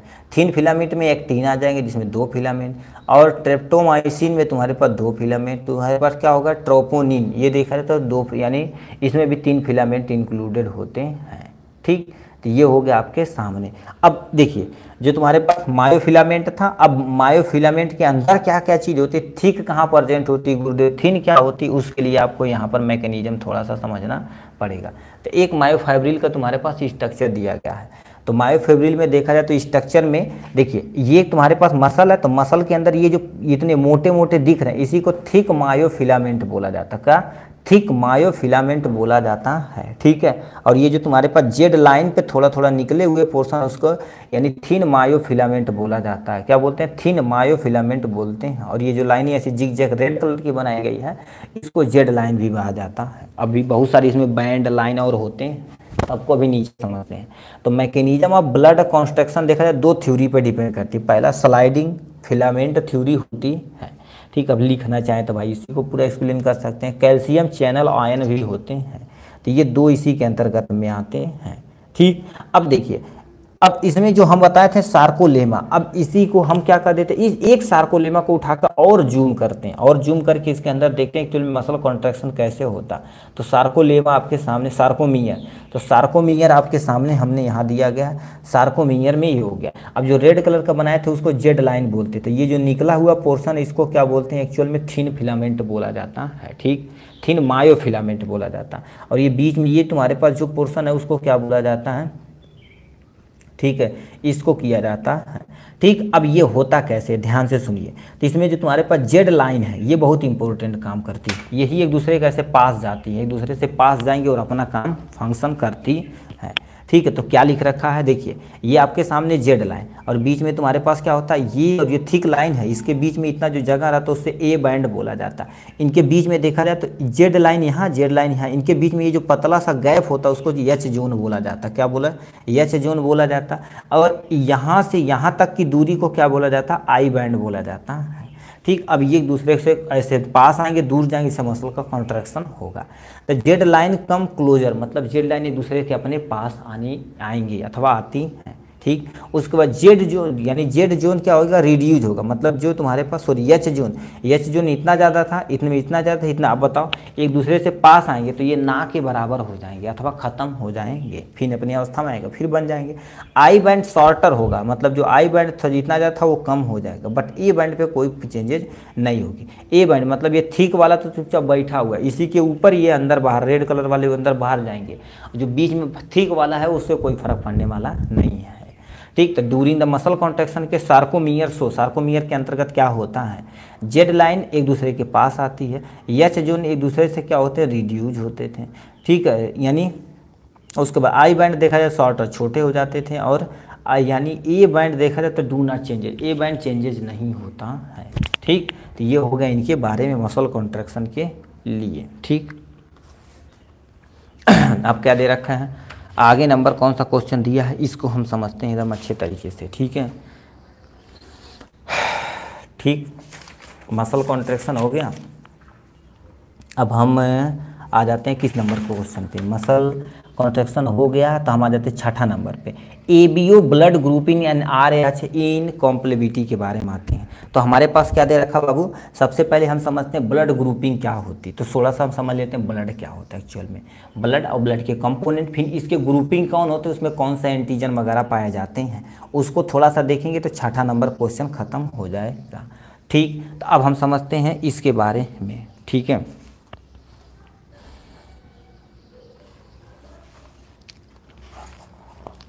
पेज नंबर 17 है ये नहीं है,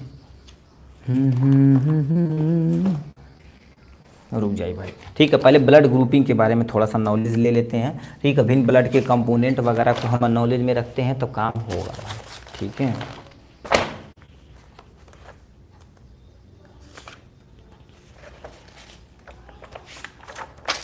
ठीक है, तो ये आपके सामने ब्लड रहा, फिर ब्लड के कंपोजिशन, फिर ब्लड ग्रुपिंग देखेंगे। तो आपके सामने देखिए ब्लड रहा ये। अब ब्लड गुरुदेव क्या होता है, ब्लड देखा जाता है फ्लूइड कनेक्टिव टिश्यू होता है, क्या होता है, blood is a fluid connective tissue, it transport oxygen, nutrition, hormone, heat and protective substance, clotting factor. कहने का मतलब ब्लड के अंतर्गत कौन कौन से होते हैं, सबसे पहले ऑक्सीजन होता है, जो कौन लेके जाता है, हीमोग्लोबिन लेके जाता है, हीमोग्लोबिन लेके जाता है। न्यूट्रिएंट मतलब जो खाना आप खा रहे हो वो लेके जाता है, हार्मोन को लेके जाता है, हीट मतलब थर्मो रेगुलेशन का काम करने का ब्लड ही होता, यानी प्रोटेक्टिव सब्सटेंस मतलब कोई सब्सटेंस हमारे शरीर के अंदर इंटर कर रहा है तो इससे प्रोटेक्ट करेगा। क्लॉटिंग फैक्टर मतलब ब्लड कहीं हमारे पास बाहर निकल रहा है शरीर से तो उसको रोकने की जिम्मेदारी इन्हीं की होती है। ब्लड की स्टडी को क्या बोलते हैं, हीमेटोलॉजी सिस्टम बोलते जाते हैं। तो study of blood is known as haematology. The system of the organ and tissue including the bone marrow, यानी इस सिस्टम के अंतर्गत तुम्हारे पास कौन कौन से हैं, बोन मैरो हो जाएंगे, ठीक, और स्प्लीन हो जाएंगे, ठीक, थाइमस हो जाएंगे, लिम्फ नोड, इससे हमें अलग से पढ़ना पड़ेगा। Production of cellular blood component is known as यानी हीमेटोपोइटिक सिस्टम बोला जाता है। मतलब ब्लड के अंदर इतनी चीज़ें इंक्लूडेड होते हैं, ठीक। कंपोजिशन ऑफ ब्लड में देखा जाए तो कौन कौन से कंपोजिशन होते हैं, यदि 100% ब्लड है तो 55% प्लाज्मा और 45% ब्लड एलिमेंट हैं। ब्लड एलिमेंट मतलब ये नहीं लिखेंगे ग्रेन्युलर और ग्रेन्युलोसाइट तभी कोई टेंशन नहीं है, ये बट लिखना पड़ेगा आपको। प्लाज्मा के अंतर्गत कौन से पाए जाते हैं? प्लाज्मा प्रोटीन पाए जाते हैं, जैसे फिब्रोजन जो ब्लड क्लॉटिंग में मदद करते हैं, एल्बुमिन जो हमारे पास यानी हार्मोन को ट्रांसपोर्ट के, ग्लोबिन जो तुम्हारे पास आयन को ट्रांसपोर्ट करते हैं, इलेक्ट्रोलाइट इसी के अंतर्गत पाया जाता है, न्यूट्रिशन इसी के अंतर्गत, हार्मोन इसी के अंतर्गत, वेस्ट प्रोडक्ट इसी के अंतर्गत पाया जाता है। ठीक, तो इतने इतने चीज़ इसी के अंतर्गत पाए जाते हैं। ये नहीं लिखेंगे तभी कोई टेंशन नहीं है। ब्लड यानी तुम्हारे फार्म कंपोनेंट यानी ब्लड सेल जिसे बोला जाता है, इसके अंदर का तुम्हारे पास क्या हो जाते हैं? रेड ब्लड सेल, जिसे शॉर्ट में हम RBC के नाम से जानते हैं। प्लेटलेट्स जिसे हम थ्रम्बो, ठीक है, इसका तुम्हारे पास नाम इरिथ्रोसाइट है। प्लेटलेट जिसे हम थ्रम्बोसाइट बोलते हैं। WBC यानी वाइट ब्लड सेल जिसे हम क्या बोलते हैं? ल्यूकोसाइट बोला जाता है। तो ये आपके सामने ब्लड के कंपोनेंट हो चुके हैं। सेकेंड ईयर का प्रीवियस का बता दीजिए, प्लेलिस्ट बना दो। हाँ भाई ठीक हो गया, उसमें 3 सब्जेक्ट हो गया। आज शाम को कम्युनिटी फार्मेसी आएगा, ठीक है। तो ये हो गया इनके बारे में। अब इसे कैसे कहाँ इनके बारे में समझिए आगे करके, ठीक है, डिटेल में। अब ब्लड ग्रुपिंग गुरुदेव थोड़ा सा बता दीजिए, ठीक है। ब्लड ग्रुपिंग टोटल हमारे शरीर के अंदर देखा जाए तो कितने तरह के ब्लड ग्रुपिंग होती है? टोटल A होती है, B होती है, AB होती है, ये सब सुने होंगे थोड़ा, ठीक है। तो उसी को हमें एक्सप्लेन करना पड़ेगा। कहाँ चला गया भाई यार,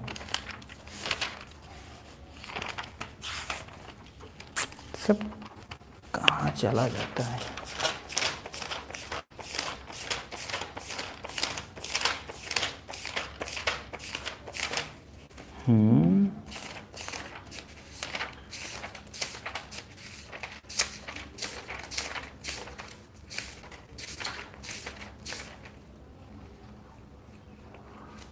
ABH ब्लड ग्रुप फैक्टर अभी यहीं लिखे थे यार, वेट रहा उभर कर दे रहे हैं भाई, समय से कुछ भी नहीं मिलता है।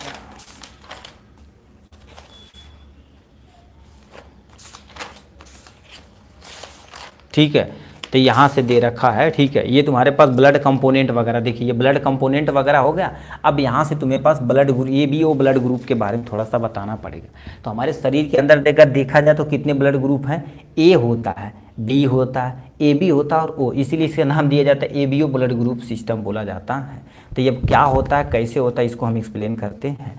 ABO ब्लड ग्रुप किसे यानी ब्लड ग्रुपिंग कैसे बोला जाता है? यानी जो RBC होती है, RBC के उपस्थित जो एंटीजन A और B पे आधार पर किया जाता है। मतलब किसी पे देखा जाए तो यानी RBC है तो ब्लड ग्रुप A पाए यानी एंटीजन A पाया जाता है या एंटीबॉडी, ठीक, एंटीजन B पाया जाता है, उसके आधार पर इसे कैटेगराइज किया जाता है।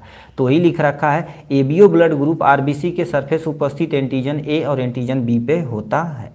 यह सिस्टम, ठीक है, ब्लड को RBC की सतह पर उपस्थित एंटीजन, प्लाज्मा और एंटीबॉडी के आधार पर किया जाता है। तो ये टोटल 4 तरह के ब्लड ग्रुपिंग होती है। Group A, group B, group C और ग्रुप तुम्हारे पास DO हो जाएगा, D नहीं, group A, group B, group AB और ग्रुप तुम्हारे पास क्या हो जाएगा? O हो जाएगा।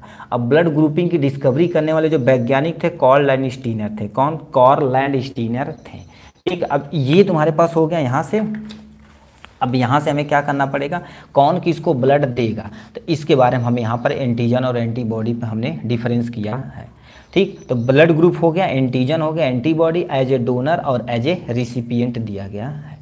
तो ब्लड ग्रुप A में देखा जाए, ठीक है, किसी पर्सन के पास ब्लड ग्रुप A है तो समझ लेना उसके पास एंटीजन A है, बट एंटीबॉडी भी होती है, उसका अपोजिट एंटीबॉडी होता है। तो एंटीबॉडी भी हो, बट किसको दे सकता है? ये डोनर A को दे सकता है, ABO दोनों को दे सकता है। और किससे प्राप्त कर सकता है? A से प्राप्त कर सकता है और O से भी प्राप्त कर सकता है। अब ब्लड ग्रुप B देखा जाए तो इसके पास एंटीजन भी रहेगा बट एंटीबॉडी भी A रहेगी। क्या रहेगी? एंटीबॉडी A रहेगी। अब ये किसको दे सकता है? B को दे सकता है, AB को दे सकता है, बट किससे ले सकता है? O और, ठीक है, O और B से ये क्या कर सकता है? प्राप्त कर सकता है। अब AB ब्लड ग्रुप क्या होता है? जिसके पास AB एंटीजन होता है, बस इसके पास एंटीबॉडी कुछ नहीं होती, बट ये किसी को दे हो नहीं सकता, ठीक, सबसे प्राप्त कर सकता बट किसी को दे नहीं सकता। तो इसमें AB को दे सकता है, इससे प्राप्त कर सकता नहीं, सबसे प्राप्त कर सकता है। AB किसी पर्सन का ब्लड ग्रुप रहे तो उसको किसी भी पर्सन को दे दोगे, ठीक है, किसी भी पर्सन को दे दोगे तो आराम से वो ले लेगा, ठीक है। अब ब्लड ग्रुप तुम्हारे पास क्या होता है, ओ होता है। ब्लड ग्रुप ओ रहेगा तो कोई भी एंटीजन नहीं होते। अब एंटीजन न होने के नाते किसी से प्राप्त नहीं कर सकता। और एंटीबॉडी ए और बी दोनों होता है, ए को भी दे दो, बी को भी दे दो, ए बी को दे दो, कोई टेंशन नहीं। ठीक, तो इसलिए यूनिवर्सल डोनर बोला जाता है। यूनिवर्सल ओ को यूनिवर्सल डोनर बोला जाता है। ओ से प्राप्त कर सकता बट और किसी से प्राप्त नहीं कर सकता है। ठीक, तो ये हो गया इनके बारे में। सर निगेटिव पॉजिटिव भी होता है, तो यहीं पर आरएच पॉजिटिव और आरएच निगेटिव इसे नीचे तो ही पढ़ाया जाएगा। उसमें हमसे क्वेश्चन पूरा ही डिटेल में पूछा था भाई। देखिए साफ साफ क्वेश्चन, पहले आप ध्यान से पढ़ते नहीं। एबीओ ब्लड ग्रुप और आरएच इनकॉम्प्लिबिलिटी के बारे में बताना पड़ेगा। जो पॉजिटिव होता है कि निगेटिव, जो सामने दिया गया है। ठीक है, तो लिखा आरएच ब्लड ग्रुप पहली बात रीसस मंकी में देखा गया, इसलिए इसे नाम दे दिया गया आरएच फैक्टर। ये पॉजिटिव निगेटिव दोनों निर्भर करता है। 90% इंडियन के पास आरएच पॉजिटिव प्रेजेंट होता है। और याद रखना आरएच पॉजिटिव डोमिनेंट होता है। जैसे मान लेते हैं आप शादी किए, ठीक, आप आरएच पॉजिटिव हैं, आपकी वाइफ आरएच निगेटिव है, तो आपको जो बेबी पैदा होगा एट लीस्ट माना जाता है, ठीक है, जो बेबी पैदा होगा तो आरएच पॉजिटिव होगा। ठीक, क्योंकि ये डोमिनेंस करता है। और कभी कभी मान लेते वो डोमिनेंस कर जाती तो आरएच निगेटिव हो जाता। यानी 3% तुम्हारे पास आरएच निगेटिव होता है। शादी से पहले प्रतिवेदित किया गया है। ठीक है, जैसे पहले देखा जाए तो गन्ना बन्ना बैठाया जाता था, बट अब देखा जाए तो हमारे पास ये सब चीज़ें की जाती हैं। जैसे आरएच कारण महत्वपूर्ण है, क्योंकि लिखा गर्भावस्था के दौरान आरएच असंगति होने पे बेबी अथवा मदर को कोई न कोई दिक्कतें हो सकती हैं। यदि मदर के पास आरएच निगेटिव है और फादर के पास आरएच पॉजिटिव है तो बेबी मोस्टली क्या होगा, आरएच पॉजिटिव होगा। क्यों? क्योंकि आरएच तुम्हारे पास जो पॉजिटिव रहता है वो डोमिनेंट रहता है, अपने आप को डोमिनेट दिखाएगा, उसको दाब देगा। इंपॉर्टेंट ऑफ ब्लड ग्रुपिंग कहाँ है, बहुत जरूरी है ब्लड ट्रांसफ्यूजन में। ब्लड ट्रांसफ्यूजन मतलब किसी पर्सन को भी ब्लड देना है, ठीक है, ब्लड देना तो उनका ब्लड ग्रुप नहीं पता रहेगा तो कैसे देंगे, इसी की मदद से दिया जाता है। प्रॉपर्टी यानी जो, ठीक है, लीगल अथवा अनलीगल, तुम्हारे पास इलीगल जो होते हैं, ठीक है, बहुत सारे विवाद होते हैं माता पिता के, ठीक है, बेटा और पिता रहता, बेटा कहता कि इनकी संपत्ति हमारी है, ये हमारे पिता हैं, तो उस सब को मैनेज करने के लिए हम यही सब करवाते हैं। ठीक, अपराधी को पहचानने के लिए, अपराधी को फिर पहचानने के लिए इसी सिस्टम का प्रयोग किया जाता है।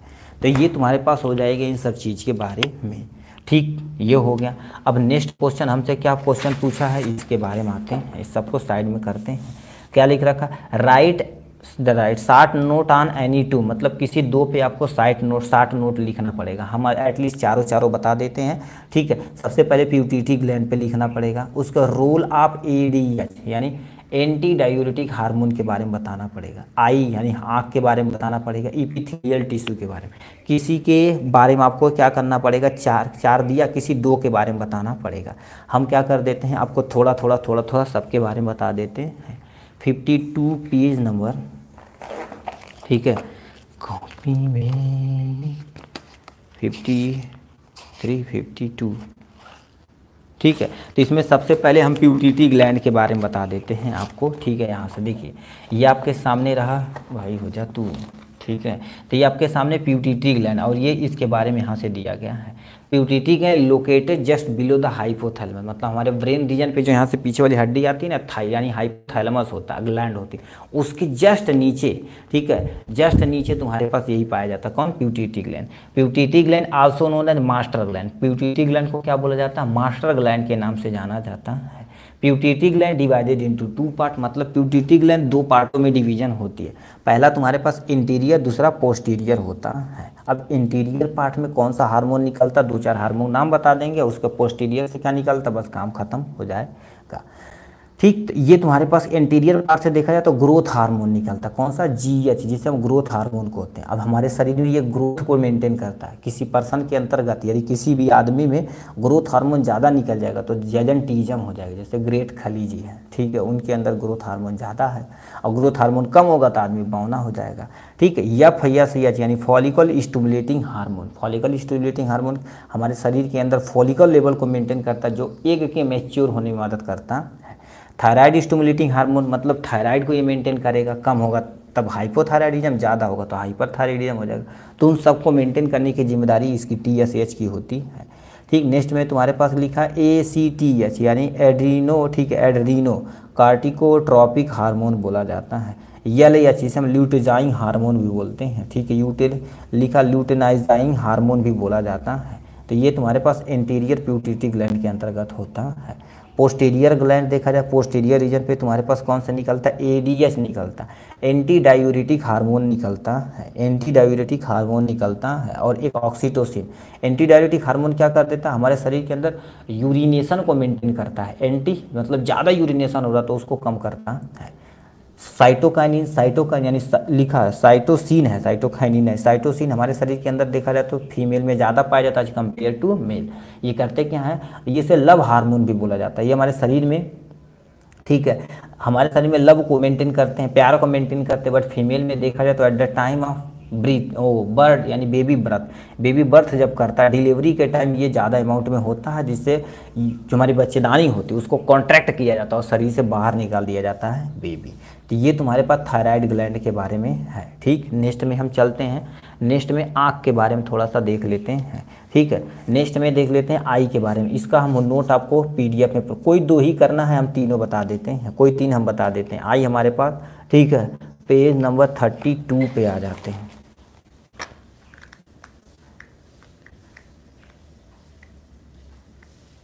ठीक है, इनके बारे में हम थोड़ा सा देख लेते हैं। ठीक है, तो इसमें क्या दे रखा, आई के बारे में पूरा डिटेल में बताना पड़ेगा। ठीक है, तो ये आपके सामने आँख हो जाएगी, तो आपको प्यारा सा ऐसे आँख लिख देना है, थोड़ा सा यहाँ स्ट्रक्चर बना के इतना, और एक प्यारा सा डायग्राम बना देंगे, अपना काम हो जाएगा। तो देखिए क्या कैसे इसके बारे में हम समझते हैं। ठीक है, तो सबसे पहले दे रखा आई जो सेंसरी आर्गन, मतलब आँख देखा जाए तो एक सेंसरी आर्गन है, which is the responsible for vision, मतलब देखने के लिए क्या होती है, ये देखने की जिम्मेदारी इसी की होती है। ठीक, लिखा है human has the 2 I which is located the orbit cavity, orbital cavity, हमारे पास 2 आँखें होती है जो ऑर्बिटल कैविटी में। सर 4 बताइए, 4 क्या 4 बता दें, चारों बता दें, अरे कोई टेंशन नहीं, बता देते हैं। ठीक है, अभी देखिए क्या हो गया। ठीक है, it has the 2 I which located the orbit, यानी कि हमारे पास क्या होता है, ऑर्बिटल कैविटी, मतलब हमारे शरीर के अंदर ऑर्बिटल कैविटी होती है, उसी के अंदर ये पाया जाता है। इसके बाद हमारे पास 2 आँखें क्यों होती है, अभी देखिए आप यहाँ करके देखिए। अब देखिए 2 आँख खोल कर करेंगे तो एटलीस्ट देखा जाए तो ये एटलीस्ट सट जा रहा है, ऐसे देखेंगे। अब एक आँख खोल के आप एटलीस्ट करें तो कभी भी इसे सटा नहीं पाएंगे। ठीक, इसीलिए लोकेशन मेंटेन करना, ठीक है, दूरी को मेंटेन करना, दूरी को बता देना कि अच्छा इतना दूर है, उसलिए हमारे पास 2 शेप यानी 2 आँखें होती हैं। इट इज ओवल शेप, ये ओवल शेप की होती है, डायमीटर देखा जाए तो 2.5 सेंटीमीटर की होती हैं। ठीक है, यानी 2 से यानी कितना 2.5 सेंटीमीटर की होती हैं। स्ट्रक्चर अब तुम्हारे पास क्या लिखना पड़ेगा, स्ट्रक्चर ऑफ आई। पहले दे रखा एसेसरी ऑर्गन, मतलब हमारे शरीर के अंदर एसेसरी ऑर्गन कौन कौन से होते हैं। पहले दे रखा ईयर ब्रो, मतलब हमारे आँख के ऊपर जो ईयर ब्रो दिख रहा है वो होता है, ये जिसे धूल से और पसीने से बचाने का काम करता है। आई लिम्ब देखा जाए तो ये line of thin layer of skin, मतलब ये प्रिवेंट द डैमेज, मतलब हमारे ऊपर देखा जाए तो ये आई लिम्ब होता है जो क्या कर देती है, पलक जिसे हम बोलते हैं, ये ऊपर नीचे आने का काम करती है, जो हमारे शरीर को मॉइस्चर प्रोवाइड करता है और अपने आप को मेंटेन करता है। Next lacrimal gland, lacrimal gland क्या होती है, ये टीयर ग्लैंड, मतलब हमारे शरीर के अंदर आंसू जो आते हैं आँखों में, इसी की मदद से आते हैं। It proceed tear which the clean a eye, मतलब आँखों को क्या कर देती है, साफ करती है। ठीक है, और ये अपने आप को मेंटेन करती है, ये हो गया। उसके बाद फिर तुम्हारे पास क्या लिखा है, लेयर ऑफ आई, आई को तुम्हारे पास लेयर हो गया। ठीक है, अब इसमें तुम्हारे पास क्या होते हैं, लेयर ऑफ आई, मतलब मेनली आप 2-4 ही लिखना पड़ेगा, जितना बोले उतना ही लिखना पड़ेगा, डायग्राम बना देना। लाइन ऑफ फाइब्रस लेयर होती है, ये 2 पार्ट होते हैं, पहले कॉर्निया और स्क्लेरा होती है। ठीक है, अब इसके अंतर्गत तुम्हारे पास यहाँ तक लिख देना, उसके बाद ये प्यारा सा आपको डायग्राम बना देना है। ठीक है, ये प्यारा सा डायग्राम बना देंगे तो काम हो जाएगा। ठीक है, ये आप यहाँ से प्यारा सा डायग्राम बना देंगे तो अपना काम हो जाएगा।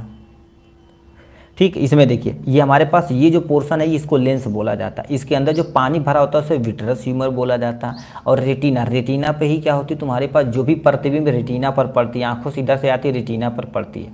आगे यहाँ पर कौन सा भरा होता है, एक्वस ह्यूमर भरा होता है, क्या होता है, एक्वस ह्यूमर भी होता है जो काम करता है। और यहाँ से ऐसे पतली पतली छोटी छोटी नसी होती है जिसे ऑप्टिकल नर्व कहते हैं, यही मैसेज को उठा के कहाँ पे भेजता है, ब्रेन को भेजता है। यदि ये डैमेज हो जाएगा तो समझिए ग्लाइकोमा वगैरह कंडीशन हो जाती है। ठीक है, तो ये सब सारी चीज़ें आपके सामने यहाँ से हो गई हैं। अब कोई पूछे आँख का कार्य क्या होती है, देखने का काम, प्रोडक्शन ऑफ टीयर, आंसू को निकालने का काम होती है। लिखा डिस्टेंस को अनुमान लगाना, डिस्टेंस का अनुमान लगाने की जिम्मेदारी आँख की होती है। ठीक, नेक्स्ट क्वेश्चन क्या पूछा हुआ है, नेक्स्ट क्वेश्चन पूछा इपिथेलियल टिश्यू के बारे में हमसे पूछा हुआ है। ठीक है, इपिथेलियल टिश्यू क्या होती है, कैसे होती है, इन सब के बारे में हम आपको बताते हैं। Page number 2 old copy 48। ठीक है, थोड़ा सा बताना है तो क्या पूरा बता दिए जाए? चलो देखते हैं रुक जाओ, क्योंकि इपिथेलियल टिश्यू बहुत इंपॉर्टेंट क्वेश्चनों में से एक है। ठीक है, 48 कर देते हैं। ठीक, अब दो चीज़ हम आपको बताते हैं। ठीक, अब इससे आप समझ जाएंगे। आपको प्यारा सा ऐसे इपिथेलियल टिश्यू बताना पड़ेगा। ठीक, देखिए इपिथेलियल टिश्यू बताइएगा, इसका कुछ फीचर, उसके बाद जितने इसके टाइप हैं उस फ्लो चार्ट को बना दीजिएगा, अपना काम हो जाएगा। ठीक है, देखिए जैसे सटीक बोलेंगे। सबसे पहले इपिथेलियल, इपी मतलब ऊपर, थीलियर मतलब लेयर होती है। ठीक है, epithelial tissue are located on the internal अथवा external expose surface of the body and body organ as protective sheet होती। कहने का मतलब इपिथेलियल टिश्यू लोकेटेड होती अंदर की तरफ बोलते कहाँ, हमारे पेट की भी लाइनिंग बनानी रहेगी, हमारे ऊपर जो चमड़ियाँ हैं उसको भी बनाने की जिम्मेदारी इसी की होती है, जो प्रोटेक्शन सीट की तरह काम करती है। जैसे भी घर पे टाइल्स लग जाता है तो नीचे जो फर्श लगा हुआ उसे प्रोटेक्शन करता है, तो उसी तरह से ये भी होता है। इंपॉर्टेंट फीचर देखा जाए तो क्या होता है, the cell of epithelial tissue are present every close to each other. जैसे टाइल्स पैक होते हैं, जैसे अभी देखो ये टाइटली पैक्ड होते हैं। जैसे हमारे पास घर में टाइल्स लगता है, एक के बाद एक बहुत सटीक लगता है, दूर नहीं लगाते हैं। ठीक है, एंड फॉर्म कॉन्टिन्यूअस सीट, एक प्यारा सा क्या करते हैं, सीट का फॉर्मेशन कर देते हैं। ठीक, फिर क्या लिख रखा है तुम्हारे पास, ये चीज़ यानी लिखा है वेरी लिटिल अथवा no intercellular space between cell. मतलब अब इंटरसेलुलर स्पेस वगैरह क्या होता है इनके बारे में देखिए।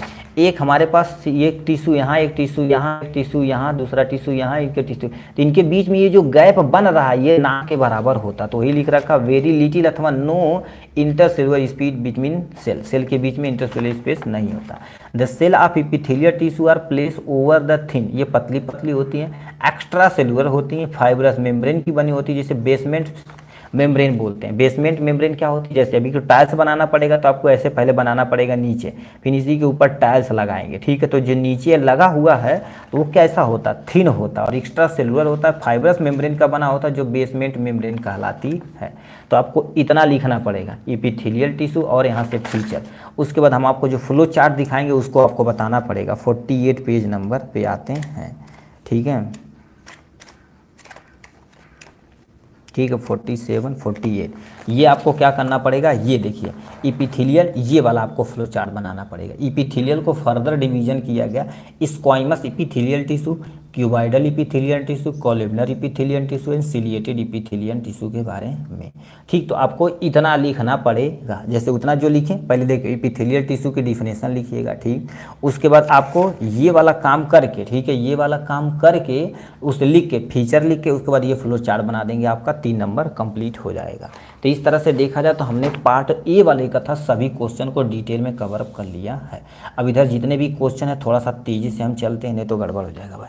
ठीक है, बहुत टाइम लग जाएगा। ठीक है, अब यहाँ से सबसे पहला क्वेश्चन तुम्हारे पास दिया गया यानी ब्लड ग्रुपिंग क्या होती। अभी जो blood grouping ABO blood grouping देखे हैं उसी को आपको एक्सप्लेन करना पड़ेगा। ठीक है, यहाँ पर हम आ जाते हैं, अब इसको हम एक्सप्लेन करते हैं ब्लड ग्रुपिंग क्या होता। पेज नंबर 41 एंड 42 पे। अब देखिए सबसे पहले ब्लड ग्रुपिंग की हेडिंग डालनी पड़ेगी। कौन सा blood grouping, ABO blood grouping के बारे में। ठीक है, तो लिखा एबीओ ब्लड ग्रुप, जिसपे अब एबीओ ब्लड ग्रुप क्या होता है, आरबीसी की सरफेस पर उपस्थित एंटीजन ए और बी पर निर्भर करता है, तो ये लिख देंगे। फिर उस पे आरबीसी की सतह पर एंटीजन तथा प्लाज्मा में उपस्थित एंटीबॉडी के आधार पर भी किया जाता है। प्रोटीन तथा एंटीबॉडी के आधार पर ब्लड को 4 ग्रुप में डिवाइड किया गया, ए बी और ओ होता है। इसकी डिस्कवरी किसने की थी, कार्ल लैंडस्टीनर नामक वैज्ञानिक ने डिस्कवर किया था।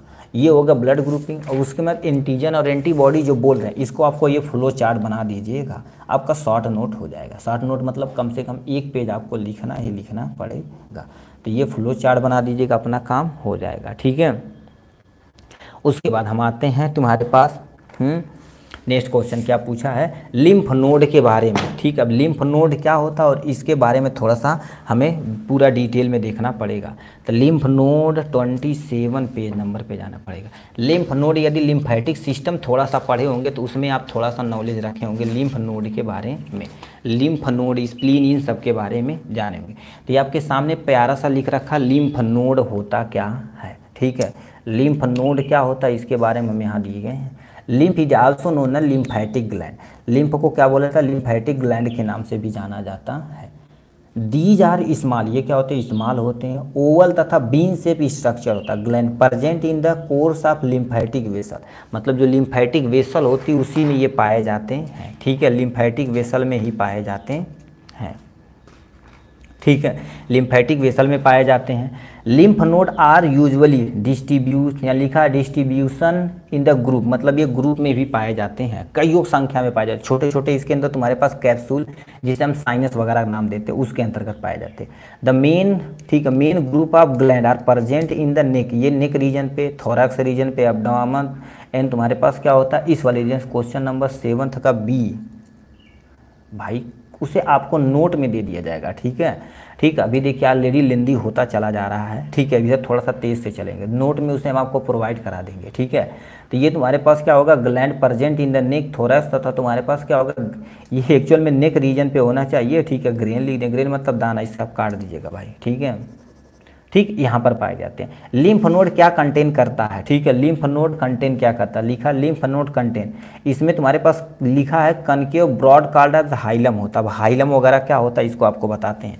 ये आपका प्यारा सा डायग्राम हो गया। ठीक है, ये प्यारा सा डायग्राम किसका डायग्राम है, एक्चुअल में लिम्फ नोड का डायग्राम है। इससे ब्लड वेसल जाती है। ये तुम्हारे पास यहाँ से जो ये वाला तुम्हारे पास ब्लैक ब्लैक दिख रहा है, इसे लिम्फोसाइड बोलते हैं। अब ये टी लिम्फोसाइड और बी लिम्फोसाइड जो अटैक करने में काम करते हैं। ठीक है, ट्रेबिकुलस होता है जो अंदर, ये तुम्हारे पास उभरा हुआ पोर्शन होता है। सब कैप्सुलर साइनस होती है, इसके पकड़ में पतली पतली साइनस होती है, और पूरे को मिलाकर क्या बोला जाता है, कैप्सूल। ये स्ट्रक्चर है प्यारा सा आपका किसमें, लिम्फ नोड का। ठीक, तो ये हो गया इनके बारे में। ठीक, अब क्या लिख रखा है, outer dense fibre tissue called capsule. ये पूरा जो तुम्हारे पास स्ट्रक्चर है, ठीक है, ये जो तुम्हारे पास यहाँ से ये बाहरी वाला ऐसे स्ट्रक्चर, उसको कैप्सूल बोला जाता है। एक capsule give rise to fibrous band, तो उसे हम ट्राइकुलिया बोलते हैं। ट्रैका बोलते हैं, ट्राइकुलस बोलते हैं। ठीक है, ये आपके सामने ट्राइकुलस हमने जो बताया हुआ है। ठीक, space between the trabeculae and contain the यानी लिम्फॉइड टिश्यू पाया जाता है। हाइलम के पास देखा जाए तो ठीक है, एफरेंट लिम्फोसाइड वेसल होते हैं। एफरेंट मतलब जो ब्लड वेसल को लाते हैं, इसलिए हम केवल ब्लड वेसल लिखते हैं, कंफ्यूजिंग ना हो कि यानी एफरेंट होता है, यहाँ पर दो होता है, एक ले जाने वाला एक आने वाला। तो जो ले जाता है उसे एफरेंट, जो ले जाता है उसे इफरेंट बोला जाता है। इसमें बहुत सारे आर्टरीज और वेंस होती है जो हमने बना दिया है। अब इसका एक्चुअल में फंक्शन क्या है, ठीक है, डायग्राम बनाना पड़ेगा आपको। इसका काम फिल्ट्रेशन का है, बैक्टीरिया तथा अदर माइक्रो ऑर्गेनिज्म को फिल्टर करने की जिम्मेदारी होती है। प्रोड्यूस लिम्फोसाइड, लिम्फोसाइड को प्रोड्यूस करने की जिम्मेदारी लिम्फ नोड की ही होती है।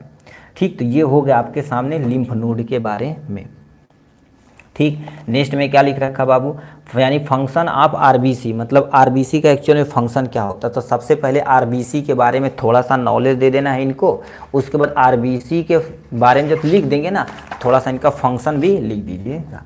ठीक है, तो आपके सामने ये रहा आरबीसी के बारे में। ठीक है, तो आरबीसी क्या होती है, कैसे होती है, क्योंकि आरबीसी थोड़ा सा इंट्रोडक्शन दे देना और उसका फंक्शन मतलब कार्य लिख देना, अपना काम हो जाएगा। ठीक है, तो इसको कैसे लिखेंगे अब ध्यान से सुनिए, कॉपी कहाँ चली गई। तो आरबीसी के बारे में ऑलरेडी आप जानते ही हैं। ठीक है, आरबीसी क्या होती है, जिसे हम रेड ब्लड सेल्स बोलते हैं, जिसे साइंटिफिक नेम में देखा जाए तो एरिथ्रोसाइट देते हैं। लिखा RBC are biconcave in shape होता है। बाई कनकेव मतलब वो डिस्क चलाए हैं कि नहीं, जैसे वहाँ पर होता ना तो ऐसे ऐसे चलाते हैं, वो डिस्क ही तुम्हारे पास जो दाबा होता है, जो अंदर दबा होता है, उसे डिस्क शेप बोलते हैं। तो बाई कनकेव डिस्क शेप होता है। आरबीसी आर विदाउट न्यूक्लियस, इसके पास कोई भी न्यूक्लियस नहीं होता। क्यों, क्योंकि देखा जाए तो न्यूक्लियस पाएगा तो हीमोग्लोबिन की संख्या कम हो जाएगी। ठीक है, हीमोग्लोबिन की संख्या हो जाए तो ऑक्सीजन नहीं ट्रैप कर पाएगा। तो मैच्योर आरबीसी के अंतर्गत तुम्हारे पास न्यूक्लियस नहीं होता। नहीं, देखो RBC also contain the enzyme carbonic anhydrase which play a ठीक है role in the carbon dioxide transport. मतलब आरबीसी देखा जाए तो एंजाइमेटिक प्रोसेस होता है जो यानी बहुत इंपॉर्टेंट रोल प्ले करता है। जो ऑक्सीजन ब्लड रहता है उसको शरीर से बाहर करने का काम करता है और ऑक्सीजन को एक जगह से दूसरे जगह डिस्ट्रीब्यूट कराने की जिम्मेदारी होती है। ठीक, RBC cell contain the protein called haemoglobin. Oxygen यानी जो आरबीसी होती है तुम्हारे पास हीमोग्लोबिन नाम का एक प्रोटीन होता है, इसीलिए रेड कलर का होता है। अब कोई पूछेगा आरबीसी रेड कलर की क्यों होती है तो बोलेंगे due to the presence of haemoglobin. Haemoglobin के प्रेजेंट होने के नाते क्या होता है आपके सामने, हीमोग्लोबिन प्रेजेंट होने के नाते इससे क्या होता है रेड कलर का होता है। एन एवरेज देखा जाए तो 5 मिलियन से लेकर 1.5 million RBC present in 1 cubic metre. मतलब 1 क्यूबिक मीटर के अंतर्गत देखा जाए तो 5 मिलियन से लेकर 5.5 मिलियन तुम्हारे पास आरबीसी प्रेजेंट होते हैं। तो ये हो गया इंट्रोडक्शन इनके बारे में। अब यहाँ से इनका काम क्या होता है, ऑक्सीजन को ट्रांसपोर्ट करना, यानी ऑक्सीजन को एक जगह से दूसरी जगह ले जाना due to the presence of haemoglobin. Haemoglobin के कारण से एक जगह से दूसरी जगह उठा के ले जाता है। Release of ATP in vessel, ठीक है, वेसल डायलेशन, मतलब एटीपी को रिलीज करते हैं, वेसल को डायलेट करना मतलब ऐसे चौड़ा करना तथा कम करने की जिम्मेदारी इन्हीं की होती है। यानी RBC also transport carbon dioxide from tissue to lungs, मतलब एक टिश्यू से पकड़ता और लंग्स को उठा के देता है और लंग्स पंप करके शरीर से कार्बन डाइऑक्साइड को बाहर कर देता है। ठीक, इम्यूनिटी बूस्ट करने की जिम्मेदारी इसी की होती है। ठीक है, इन सब की काम हो गया है आपके सामने। ठीक है, तो इतना काम होता है। ठीक, तो ये हो गया इनके बारे में। नेक्स्ट क्वेश्चन क्या पूछा भाई, कह दिया डिफाइन प्रेगनेंसी। प्रेगनेंसी को आपको डिफाइन करना पड़ेगा। अब प्रेगनेंसी क्या होती है, कैसे होती है, इसको हम आपको बताते हैं। तो आपके सामने ये प्यारा सा क्वेश्चन रहा प्रेगनेंसी के बारे में। अब प्रेगनेंसी गुरुदेव क्या होती है, इनके बारे में आप सुनिए। Pregnancy is the condition of carry, ठीक है, carrying a developing embryo to foetus into the uterus. मतलब हमारे बच्चेदानी के अंदर जो बेबी धीरे धीरे डेवलप करता तब तक बेबी ना हो जाए, तो उसके बीच में जितने भी प्रोसेस होता है, जितना टाइम लगता है, उसको प्रेगनेंसी बोला जाता है। और देर तक ना आफ्टर फर्टिलाइजेशन के बाद ये सारी प्रक्रिया होती हैं।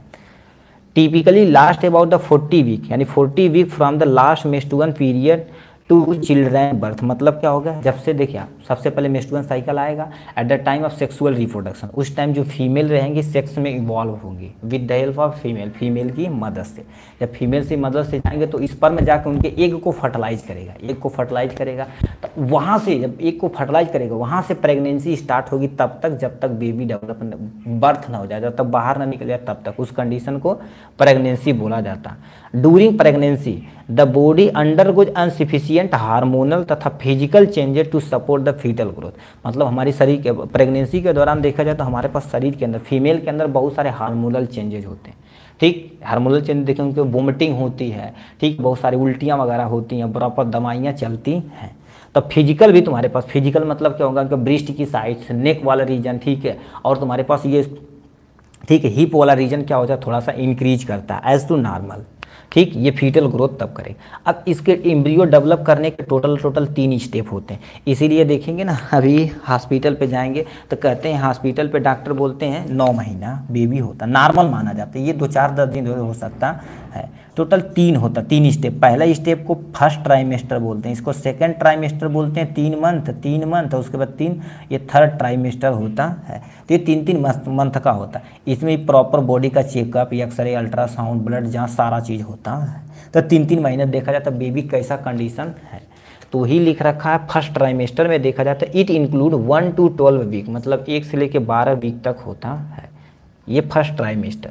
बेसिक एम्ब्रियो डेवलप मतलब फर्टिलाइजेशन के बाद जो बेसिक एम्ब्रियो धीरे धीरे डेवलप करता है। इसमें मम्मी जो होती है उन्हें थकान होती है, ब्रेस्ट थोड़ा सा मतलब उनका जो ये रीजन होता है वो बढ़ जाता है। फ्रिक्वेंटली यूरिनेशन, बार बार उन्हें यूरिनेशन जाना पड़ता है।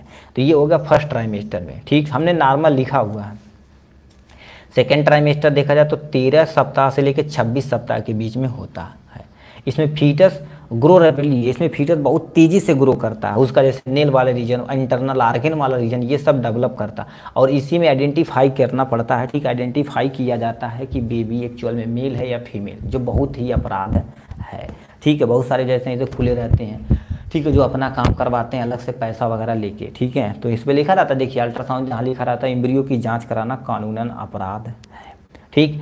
मोर एनर्जी रिक्वायरमेंट, इस टाइम देखा जाए तो जो मदर होती है उन्हें प्रॉपर अमाउंट में न्यूट्रिशन चाहिए, तो इसीलिए देखेंगे उनको क्या क्या चीज़ चलाया जाता है, देखेंगे जाएंगे तुम्हारे पास मार्केट में, ठीक है। ऐसे उन्हें प्रॉपर कैल्शियम दिया जाता है, आयरन की गोली दी जाती है, और तुम्हारे पास प्रोटीन दी जाती है। ये सब यदि दी जाएगा तो बेबी अच्छे से डेवलप करेगा उनके पेट के अंदर, ये होता।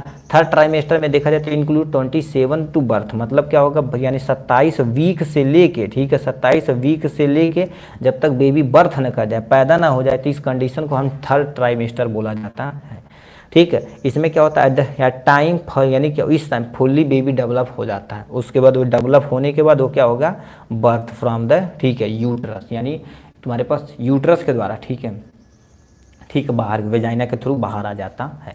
तो ये हो जाएगा प्रेगनेंसी के बारे में, ठीक। नेक्स्ट में तुम्हारे पास क्या आ जाता है, नेक्स्ट में क्या आ जाता है, थायराइड ग्लैंड के बारे में दिया गया है। अब थायराइड ग्लैंड क्या होती है, कैसे होती है, सबके बारे में यहाँ से हम आप एक्सप्लेन कर देते हैं। आपको ऐसे प्यारा सा हेडिंग डालना पड़ेगा थायराइड ग्लैंड के बारे में। अब थायराइड ग्लैंड क्या होती है गुरुदेव, इनके बारे में थोड़ा सा समझते हैं। Thyroid gland is a largest endocrine gland होती है, जो तुम्हारे पास लिखा है 3 से लेके यानी 5 सेंटीमीटर यानी 5/3 सेंटीमीटर की होती है। वेट की बात की जाए तो 25 ग्राम होती है। हेल्दी डाइट यानी हेल्दी एडल्ट में, मतलब कोई बंदा एडल्ट हो चुका अच्छे तरीके से, उसके अंतर्गत ये सारी चीज़ें होती हैं, ठीक है,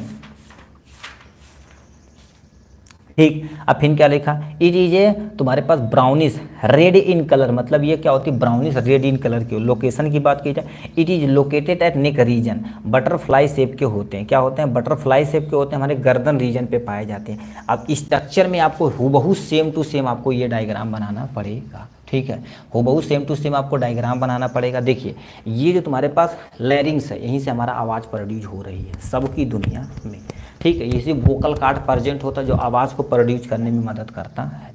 ये जो बटरफ्लाई शेप का दिख रहा है, मतलब इस शेप का दिख रहा है, ठीक है, इस शेप का होता है, इस शेप का दिख रहा है, यही एक्चुअल में आपका थायराइड ग्लैंड है, ठीक है। ये बीच में तुम्हारे पास इस्थमस होता है, ये इस साइड वाले को राइट हाइड्रो, ठीक है, थायराइड लोब बोलते हैं, इसको लेफ्ट थायराइड लोब बोला जाता है।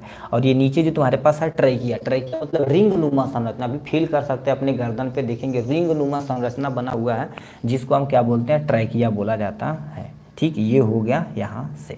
तो स्ट्रक्चर आपको हूबहू सेम टू सेम PDF में हम यहाँ से आपको चिपका देंगे, ठीक है। अब यहाँ से आते हैं हार्मोन, यानी थायराइड ग्लैंड से कौन से हार्मोन निकलती है। थायराइड हार्मोन से देखा जाए तो तुम्हारे पास थायरॉक्सिन निकलती है, जिसे T4 के नाम से जानते हैं। ट्राई आइडोथायरॉक्सिन, जिसे हम T3 के नाम से जानते हैं। उसके बाद कैल्सोटिनिन होता है। ये 3 हार्मोन हमारे उस ग्लैंड से निकलते हैं, किस थायराइड ग्लैंड से निकलते हैं। 3 हार्मोन यहीं से निकलते हैं, ठीक। और क्या देख रखा है, ठीक। अब यहाँ पर आते हैं नेक्स्ट में, ठीक। ये हार्मोन हो गया। इसके एक्चुअल में थायराइड ग्लैंड का काम क्या होता है, इंक्रीज द मेटाबॉलिज्म रेट। हमारे शरीर के अंदर जो मेटाबॉलिज्म रेट है, जैसे कार्बोहाइड्रेट हो गया, प्रोटीन हो गया, स्टार्च हो गया, इनको मेटाबोलाइज करने की जिम्मेदारी थायराइड ग्लैंड की होती है। Regulate the body growth, broad यानी बॉडी ग्रोथ का रेगुलेट करने की जिम्मेदारी इसी की होती है, ठीक। मेंटल हो गया, ठीक, मेंटल डेवलपमेंट, इस सब की जिम्मेदारी इसी की होती है। इन ब्लड, ठीक है, in blood maintain the calcium level. शरीर के अंदर जो कैल्सिटोनिन होता है हार्मोन, ये ब्लड के अंदर कैल्शियम लेवल को मेंटेन करता है। ब्लड क्या होता है, ब्लड के अंदर काहे गुरुदेव कहा था, क्योंकि यही तुम्हारे पास क्लॉटिंग फैक्टर में मदद करता है, ब्लड को थक्का बनाने में मदद करता है, ठीक। तो ये हो जाएगा इन सब चीज़ के बारे में, ठीक। आपके नेक्स्ट क्वेश्चन क्या पूछा भैया, नेक्स्ट क्वेश्चन हमसे क्या पूछा है जी, बॉडी मास इंडेक्स के बारे में पूछा हो, जिसे हम शॉर्ट में BMI के नाम से जानते हैं, ठीक। उसके बाद हार्ट साउंड आता है, ठीक। तो यहाँ पर क्या होगा, BMI दे रखा, बॉडी मास इंडेक्स के बारे में। अब ये क्या होता है, कैसे होता है, इनके बारे में समझिए क्या लिख रखा। बॉडी मास इंडेक्स, जैसे बॉडी मास इंडेक्स मतलब कहती है इसका बड़ी हाइट, बड़ी लंबा है, तुम कैसे निकाल सकते हो, तो उसमें उस बंदे का वेटिंग की जाती है। वेट मतलब भले तौलिया का किलो बाटा, और वेट करने के बाद कितनी उसकी हाइट है, उसको दोनों को हम डिवीजन करते हैं, तो BMI निकल के चला आता। तो इसमें क्या लिखा, BMI the internationally recognize measure to an individual weight status होता, मतलब वो पर्सन को हेल्दी है। जैसे मान लो बहुत सारे लोग होते हैं, ठीक है, बहुत ज़्यादा थोड़ा सा हाइट होती, बहुत ज़्यादा मोटा जाते हैं, तो उनके शरीर के अंदर चर्बी तो नहीं है, फैट तो नहीं है, प्रॉपर हेल्दी है कि नहीं, इस सब को, ठीक है, काम किया जाता है। ऐसे भी मान लेते कोई बंदा है, कहीं आर्मी में सिलेक्शन चाहिए उसको, ठीक। तो वो क्या करता है, उसकी हाइट बढ़ा लिया, बट कोई दवा ववा खा के वेट भी बढ़ा लिया तो दिक्कत हो जाएगी ना। तो इसलिए चेकअप किया जाता है उसका बीएमआई किया जाता है। इसमें होता क्या है, ठीक, यही इंटरनेशनली रिकॉग्नाइज किया गया किसी पर्सन का वेट एक्चुअल में कितना है उसके आधार पर। It is a base on wait difference between the people of the different height, मतलब अलग अलग बंदे का अलग अलग तुम्हारे पास क्या होता है, हाइट होता है, अलग अलग उनका वेट भी होता है। बीएमआई जे calculate by the dividing a person weight in kg, मतलब उस पर्सन को हम तौल लेंगे किसमें, केजी में, और उस पर्सन को हाइट भी नाप लेंगे किसमें, स्क्वायर में नाप लेंगे, ठीक। इन्हीं दोनों के डिवीजन करेंगे, बीएमआई हमारे पास बन से तैयार हो जाएगा, ठीक। और ये देखा जाए सोशल फार्मेसी का पोर्शन था। बीएमआई इक्वल टू क्या होगा, ठीक है, वेट इन केजी में, हाइट इन मीटर स्क्वायर में, याद रखना मीटर स्क्वायर में। मान लेते हैं सपोज है कि किसी पर्सन का वेट कितना है, तुम्हारे पास 70 केजी है, 70 केजी है, और उसकी हाइट 1.8 मीटर है, कितना 1.8 मीटर है, ठीक है। अब ये तुम्हारे पास क्या कर देंगे, यहाँ से हमने रख देंगे फार्मूले पे, ठीक है। यहाँ पर फार्मूले BMI equal to weight, weight मतलब हमारे पास 70 केजी, हाइट मतलब 1.5 का स्क्वायर कर देंगे, ठीक है। अब इसको करेंगे 70 को ऐसे रहने, इसका स्क्वायर करेंगे 18 18 कितना हो जाएगा जी, 324 यानी 3.24 हो जाएगा। ये इसको अब इससे डिवीजन कर देंगे, तुम्हारे पास कितना आ जाएगा 21 पॉइंट, ठीक है। तो आपके सामने कितना आ जाएगा 21 पॉइंट्स तुम्हारे पास 6 आ जाएगा। ये हमारे पास बीएमआई निकल के चली आ गई। बीएमआई क्या कर देती है, हाई बीएमआई इंडिकेट ठीक हाई बॉडी फैट, मतलब यदि बीएमआई ज़्यादा हो रही है तो समझ लो उनके शरीर में बहुत ज़्यादा फैट की मात्रा है, चर्बी की मात्रा है, ठीक है। Easy screening method for wait under weight, मतलब क्या होगा, कोई बंदा बहुत ज़्यादा उसकी उम्र है, हाइट ज़्यादा हो गई है और वेट उसका कम है, तभी बीएमआई से चेक किया जाता है। ओवर वेट मतलब कोई बंदा ज़्यादा ओवर वेट हो गया तो उसको भी मेंटेन करने का काम, दिखाने का काम इन्हीं का होता है, बीएमआई का, ठीक, जिसे हम बॉडी मास इंडेक्स भी कहते हैं। नेक्स्ट क्वेश्चन क्या पूछा है जी, डी का हार्ट साउंड क्या होता है, ठीक, हार्ट साउंड 7 नंबर क्वेश्चन देखिए क्या पूछा, हार्ट साउंड क्या होता है। अब हार्ट साउंड क्या होता है आपके सामने, यहाँ से कहते हैं यार हार्ट साउंड कर देते हैं, मुझे पास होना है सभी सब्जेक्ट में, क्या करो भाई, पढ़ो और क्या करोगे ठीक है। अब इसमें तुम्हारे पास क्या लिख रखा है, हार्ट, ठीक है। हार्ट साउंड क्या होता है, जैसे हमारे शरीर के अंदर हार्ट है, हार्ट जब करता तो कहने की धड़कन चल रही भैया, ठीक है, तो उसे हार्ट साउंड के मेजर किया जाता है। Heart sound are noise generated by the beating heart and resulting flow of blood through it, मतलब शरीर के अंदर जो तुम्हारे पास हार्ट बीट कर रहा है, वह फल रहा, फूल रहा, पिचक रहा, फिल रहा, पुचक रहा, ये जो तुम्हारे पास प्रोसेस हो रहा है उससे आवाज़ जनरेट होती है, उसी को हार्ट साउंड बोलते हैं। अब ये क्यों होती, कैसे होती, नीचे देखेंगे। They are the primary causes the closing of heart valve, मतलब हमारी जो हार्ट हाल है क्लोजिंग हो रही है, ओपनिंग हो रही है, तो जो हार्ट वाल की जो ओपनिंग और क्लोजिंग हो रही है उसी से हमारे शरीर के अंदर आवाज़ प्रोड्यूस हो रही है, ठीक। Heart sound here using the stethoscope, इसको स्पेलिंग सही कर देना, स्टेथो टीओ यहाँ पर लिख देना, स्टेथोस्कोप बोला जाता है। इस स्टेथोस्कोप की मदद से हम क्या कर देते हैं, हार्ट साउंड को सुन लिया जाता है। टू मेन हार्ट साउंड हमारे शरीर के हमारे होता है, एक लब होता है, एक डब होता है, ये सभी ने सुने होंगे। लब कब प्रोड्यूस होता है, डब क्यों प्रोड्यूस होता है, इसके बारे में बताते हैं, ठीक है। अब लब क्यों होता है, डब क्यों होता है, इसके बारे में बताते हैं। सबसे पहले देखो क्या होता है, produce by closing of bicuspid और tricuspid valve at the start of systolic, मतलब जब सिस्टोलिक स्टार्ट होता तो उस समय बाइकस्पिड वाल और ट्राइकस्पिड वाल दोनों क्या होते हैं भैया, ठीक है, क्लोज होते हैं, एक दूसरे से क्लोज होते हैं, तो उसमें उस समय साउंड जो आती है यानी साउंड फर्स्ट आता है, जिसे हम लब के नाम से जानते हैं, क्या होते हैं, लब के नाम से जानते हैं। अब डब कब आएगा गुरुदेव, कॉज द क्लोजेस आप जो तुम्हारे ऑरेटिक वाल और पल्मोनरी वाल, मतलब ऑरेटिक वाल तथा पल्मोनरी वाल जब दूसरे से क्लोज होते हैं, ठीक है, ये जो दो वाल जब क्लोज होते हैं तो उस समय हमारे पास डब की आवाज़ आती है, किसकी, डब की आवाज़ आती है। Eight the end of systolic, systolic या तुम क्या कह सकते हो, स्टार्ट ऑफ डायस्टोलिक भी लिख सकते हो। ये सिस्टोलिक के कारण से होता है, ये डायस्टोलिक के कारण से होता है, ठीक। ये हो गया इनके बारे में। अब इससे कैसे तुम मेजर करोगे इनका हार्ट साउंड कैसे, उसके लिए ईसीजी कराई जाती है। ईसीजी में देखे होंगे ना तुम्हारे पास ऐसे जाके, ठीक है, ऐसे जाके, ठीक है, ऐसे करके यहाँ पर ऐसे उस बंदे का हो रहा है, ठीक है, ऐसे करके ऐसे हो रहा, तो ईसीजी में ऐसे आप देखे होंगे, ये एक्चुअल में तुम्हारे पास ईसीजी है। और उसके साथ साथ इस स्टेथोस्कोप भी प्रयोग किया जाता है, उसका किसी पर्सन को एक्सरे चेस्ट भी करा लिया जाता है, बट इससे ज़्यादा मेजर नहीं किया जाता, ये दोनों ज़्यादा सूटेबल होते हैं, ठीक। तो ये आपके सामने हो जाएगा टोटल हार्ट साउंड के बारे में, ठीक। नेक्स्ट क्वेश्चन क्या पूछा हमसे, कह दिया mechanism of blood clotting, blood clotting के मैकेनिज्म को आपको पूरा डिटेल में बताना पड़ेगा। 8 नंबर पेज नंबर 23।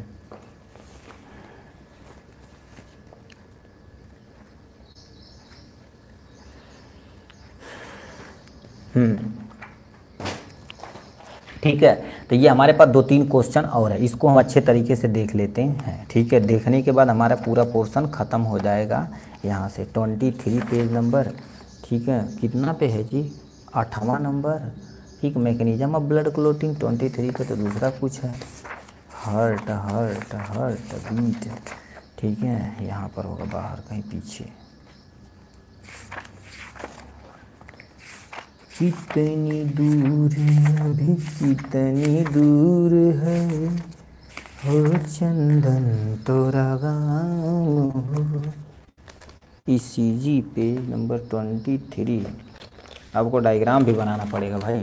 ठीक है, तो ये आपके सामने क्या दे रखा बाबू, ठीक है, क्या बोला है जी, ठीक है, कह दिया है 8वां नंबर यानी बताना ब्लड क्लॉटिंग के बारे में बताना, पेज नंबर 23 बताना। सही तो था जी। ठीक है, सब बेइज्जती कह दे रहे गुरुदेव, पहले 23 बताना, हम तो 20 इसके बारे में आ गए। ठीक है, देखिए आपको सामने बताना पड़ेगा थोड़ा सा ब्लड क्लॉटिंग मैकेनिज्म के बारे में बताना पड़ेगा। तो आपके सामने लिख रखा है मैकेनिज्म ऑफ ब्लड कोगुलेशन या ब्लड। ठीक है, आपके सामने आ जाएगा। अब ये ब्लड क्लॉटिंग क्या होता है इसके बारे में थोड़ा सा नॉलेज रखिए। बताइए, ब्लड क्लॉटिंग ना हो तो हमारे शरीर में जितने भी तुम्हारे पास ब्लड हैं वो बाहर निकल जाएंगे और आदमी की डेथ हो जाएगी। ऐसा न होने के नाते, ठीक है, न होने के नाते अपना काम किया जाता है। ठीक है, न होने के नाते ही किया जाता है। तो लिखा blood clotting is a important process that prevent excessive loss of bleeding when the blood vessel is injured by shock तथा, ठीक है, शॉक तथा इंजरी या फाइट के दौरान या एक्सीडेंट के दौरान जब हमारा ब्लड जो तुम्हारे पास वेसल होती है, नसें होती हैं, जैसे हमारे पास नस हो रही है, ठीक है, ये नस हो रही है, अब मान लेते हैं यहाँ से फट गई है। ठीक है, तो यहाँ से जितना ब्लड रहेगा सब लॉस हो जाएगा। तो ये निकल न जाए, सारा ब्लड निकल न जाए, तो उसको रोकने के लिए किसी न किसी की जिम्मेदारी दी जाती है, तो उसको ब्लड क्लॉटिंग बोलते हैं। और याद रखना, जितने भी एक्सीडेंटल केस होते हैं ब्लड के लॉस के नाते वो मर जाते हैं। याद रखना, ब्लड के लॉस के नाते मर जाते हैं। जैसे चोट लगी ना, तो उस समय वो तुम्हारे पास बेहोश हो जाएंगे अथवा शून्य हो जाएगा, पता नहीं चलेगा। ब्लड धीरे धीरे उनके शरीर से बाहर निकल जाएगा, क्योंकि चोट ज़्यादा लग गई है। तो उस कंडीशन में उसकी मृत्यु हो जाती है। यदि तुरंत हॉस्पिटल पहुंचाया जाए, ब्लड को रोका जाए, तो अपना बहुत सारा काम हो सकता। ये हो गया। अब मैकेनिज्म, हमें मेनली मैकेनिज्म बताना पड़ेगा। तो देखिए, इसके लिए तुम्हारे पास टोटल देखिए कईयों फैक्टर हैं, बट हम बहुत सटीक तरीके से इसको बनाए हुए हैं। ठीक है, तो इसमें सबसे पहले टिश्यू इंजर्ड होता है। टिश्यू मतलब जो तुम्हारे पास जैसे स्किन है, स्किन डैमेज हुई तो उसमें कौन आता है, प्लेटलेट आता है, जिसका नाम तुम्हारे पास थ्रोम्बोसाइट्स होता है। कौन होता है, थ्रोम्बोसाइट। अब देखिए, जब टिश्यू कट गई है तो यहाँ पर क्या करेगी, ठीक है, यहाँ पर हवा के कांटेक्ट में आएगी। किसके, एयर के कांटेक्ट में कौन आएगा, थ्रोम्बोसाइट आएगा। थ्रोम्बोसाइट भन्न से कौन सा एंजाइम छोड़ाएगा, तुम्हारे पास थ्रोम्बोकाइनेज। थ्रोम्बोकाइनेज एक एंजाइम निकलेगा, या थ्रोम्बोप्लास्टिन निकालेगा। क्या होगा, थ्रोम्बोप्लास्टिन निकालेगा। अब ये जब निकला है ना, तो ये तुरंत क्या करेगा, कैल्शियम लेवल को जाएगा, है कैल्शियम, कैल्सिटोनिन से बोलेगा, है तू कैल्शियम निकाल। कैल्शियम जब निकलेगा तो तुरंत तो प्रोथ्रोम्बिन जो इनएक्टिव फॉर्म में बैठा है, चुपचाप ऐसे बैठा हुआ मौजे में गाना सुन रहा है, तो करेगा तो कैल्शियम, अरे कट के लिए बाहर निकल गया, तो प्रोथ्रोम्बिन तुरंत इनएक्टिव फॉर्म में है, तो वो कैल्शियम को जोड़ेगा और तुरंत क्या आएगा, थ्रोम्बिन। अब एक्टिवेट हो गया, अटैक, हमला बोल, तो यहाँ पर क्या करेगा, भन्न से बोल देगा। फिर ये दूसरे स्टेप पे जाएगा, फिब्रिनोजन के बाद कहेगा, हे फिब्रिनोजन सोवा न चला हो, देखा कट गेल बा, वो के तू अटैक करा। तो तुम्हारे इनएक्टिव जो तुम्हारे पास फिब्रोजन है, तो अंत किसमें कन्वर्ट हो जाएगा, फिब्रिन में कन्वर्ट होगा। फिब्रिन जब एक्टिव होगा तो जाल बनाएगा। तो देखो, form network and trap the RBC, जब जाल बनाएगा उसी के अंदर आरबीसी भन्न से फंस जाएगी। आरबीसी देखो यहाँ से फंस जाएगी। जब आरबीसी फंस जाएगी तो जाहिर सी बात, जब जाल बन गई, आरबीसी फंस गए, तो ब्लड आराम से क्लॉट हो चुका है। तो ये मैकेनिज्म होती है। बस दोबारा हम आपको तेजी से समझाते हैं एक्चुअल में हो क्या रहा। इतना आपको दिख रहा होगा। सबसे पहले मान लेते किसी पर्सन का टिश्यू इंजर्ड हुआ, ठीक, घाव लग गई किसी पर्सन को, थ्रोम्बोप्लस यानी थ्रोम्बोसाइट्स होती है, अपने आप को क्या करेगी, एयर के कांटेक्ट में आते ही थ्रोम्बोकाइनेज निकालेगा, थ्रोम्बोप्लास्टिन निकालेगा। अब ये क्या रहेगा, कैल्शियम की उपस्थिति में जो प्रोथ्रोम्बिन है इनएक्टिव फॉर्म में है, उसे एक्टिवेट कर देगा। एक्टिवेट करेगा तो क्या बनाएगा, थ्रोम्बिन बनाएगा। क्या बनाएगा, थ्रोम्बिन बना देगा। ठीक, अब ये थ्रोम्बिन फिब्रिनोजन के साथ क्या करेगा, ठीक है, फिब्रिनोजन को इनएक्टिव फॉर्म में है तो उनका फिब्रिन में कन्वर्ट कर देगा। ये फिब्रिन नेटवर्क बनाएगा किसकी, आरबीसी की, उसी के अंदर आरबीसी ट्रैप हो जाएगी और क्लॉट यानी ब्लड आराम से क्या हो जाएगा, क्लॉट हो चुकेगा। ठीक, इतने तुम्हारे पास ब्लड क्लॉटिंग के अंतर्गत आते हैं। ठीक, नेक्स्ट क्वेश्चन क्या पूछा भैया, कह दिया है mechanism type of joint, joint के कितने तरह के होते हैं, 9वां क्वेश्चन 17 पेज नंबर। ठीक है, ज्वाइंट कितने तरह के होते हैं इसके बारे में आपको बताना पड़ेगा। 17 ये क्या आ गया भाई, इधर कहीं 17 है का,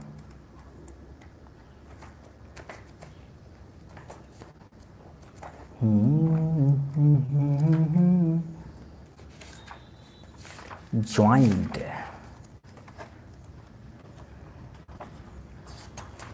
नॉइस ज्वाइंट कहाँ चला गया जी, किडनी, वेट ब्रदर्स, ठीक है अभी बता देते हैं। ठीक है, लंग कैपेसिटी, ब्लड वेसल हैं,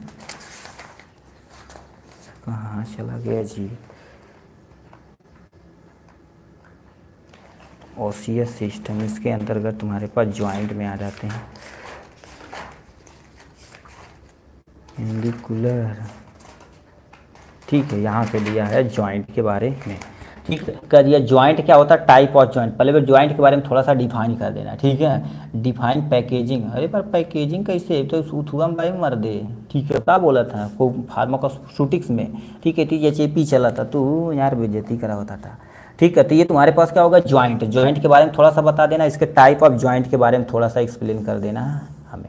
ठीक है, तो ये सामने तुम्हारे पास क्या दिखा, ज्वाइंट क्या होता है, जब दो या दो से अधिक हड्डियां जहां मिलती हैं तो उस जंक्शन वाले पॉइंट को क्या बोला था, ज्वाइंट बोले। जैसे ये तुम्हारे पास है, तो एक हड्डी इधर से आई, एक हड्डी इधर से आई, या एग्जाम्पल हाथ का ले लो, एक हड्डी इधर से आई, एक हड्डी इधर से आई, तो ये बीच में क्या होगा, ज्वाइंट बन चुका है।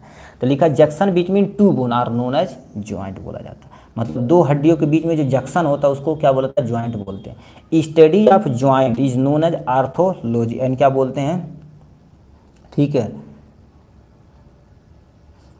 मैसेज कहाँ डिलीट कर दिए भाई, उसको क्या बोलते हैं, आर्थोलॉजी बोलते हैं। ठीक है, जैसे आर्थोपेडिक डॉक्टर होते हैं ना, तो पूरी स्टडी ही करते हैं किसके बारे में, बोन के बारे में। द ज्वाइंट, ठीक है, द ज्वाइंट परफॉर्म टू सी, यानी क्या लिखा, सीमिंग एंड कॉन्ट्रैक्टिव फंक्शन होते हैं, मतलब ये क्या कर देती है, एक दूसरे से मिलकर अपने मूवमेंट करने का काम, ठीक है, मूवमेंट करने का काम, दौड़ने, वॉकिंग, सब कुछ करने के काम की जिम्मेदारी ज्वाइंट की होती है। Joint they permit the movement between them, मतलब ये क्या कर देती है हमारे, यानी ज्वाइंट क्या कर देती है, दो हड्डियों को मूवमेंट करने में, मसल को एक दूसरे से पकड़ के आगे बढ़ाने में, पीछे बढ़ाने में मदद करती हैं। तो ये जिम्मेदारी ज्वाइंट की होती है।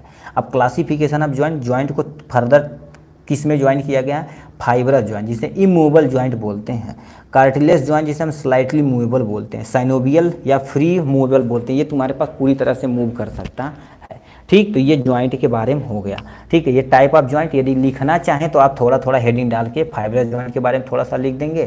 ठीक है, फाइबरस ज्वाइंट तुम्हारे पास क्या होता है, आर्टिकुलर स्पेस के बीच में होता है, दो वेन्यू के बीच में कनेक्ट होता है, यानी कोलिजन प्रोटीन का बना होता है। ये नो मूवमेंट तुम्हारे पास करता है। ठीक है, मूवमेंट नहीं करने के, जैसे हमें दांत का हो गया, कपार का हो गया, ये सब तुम्हारे पास भाई 2024 का ही पेपर है। यस सर, ठीक है, तो ये तुम्हारे पास हो जाएगा कार्टिल, यानी तुम्हारे पास कार्टिलेज ज्वाइंट जो हमारे पास रिब हो गया, नाक वाले रीजन पे और कान वाले रीजन पे पाया जाता है। ठीक है, तो ये आपको ज्वाइंट के बारे में थोड़ा सा लिख देना, टाइप ऑफ ज्वाइंट के बारे में लिख देना, और यदि लिखना चाहें तो थोड़ा थोड़ा हेडिंग डाल के आप एक्सप्लेन कर सकते हैं, कोई टेंशन नहीं है।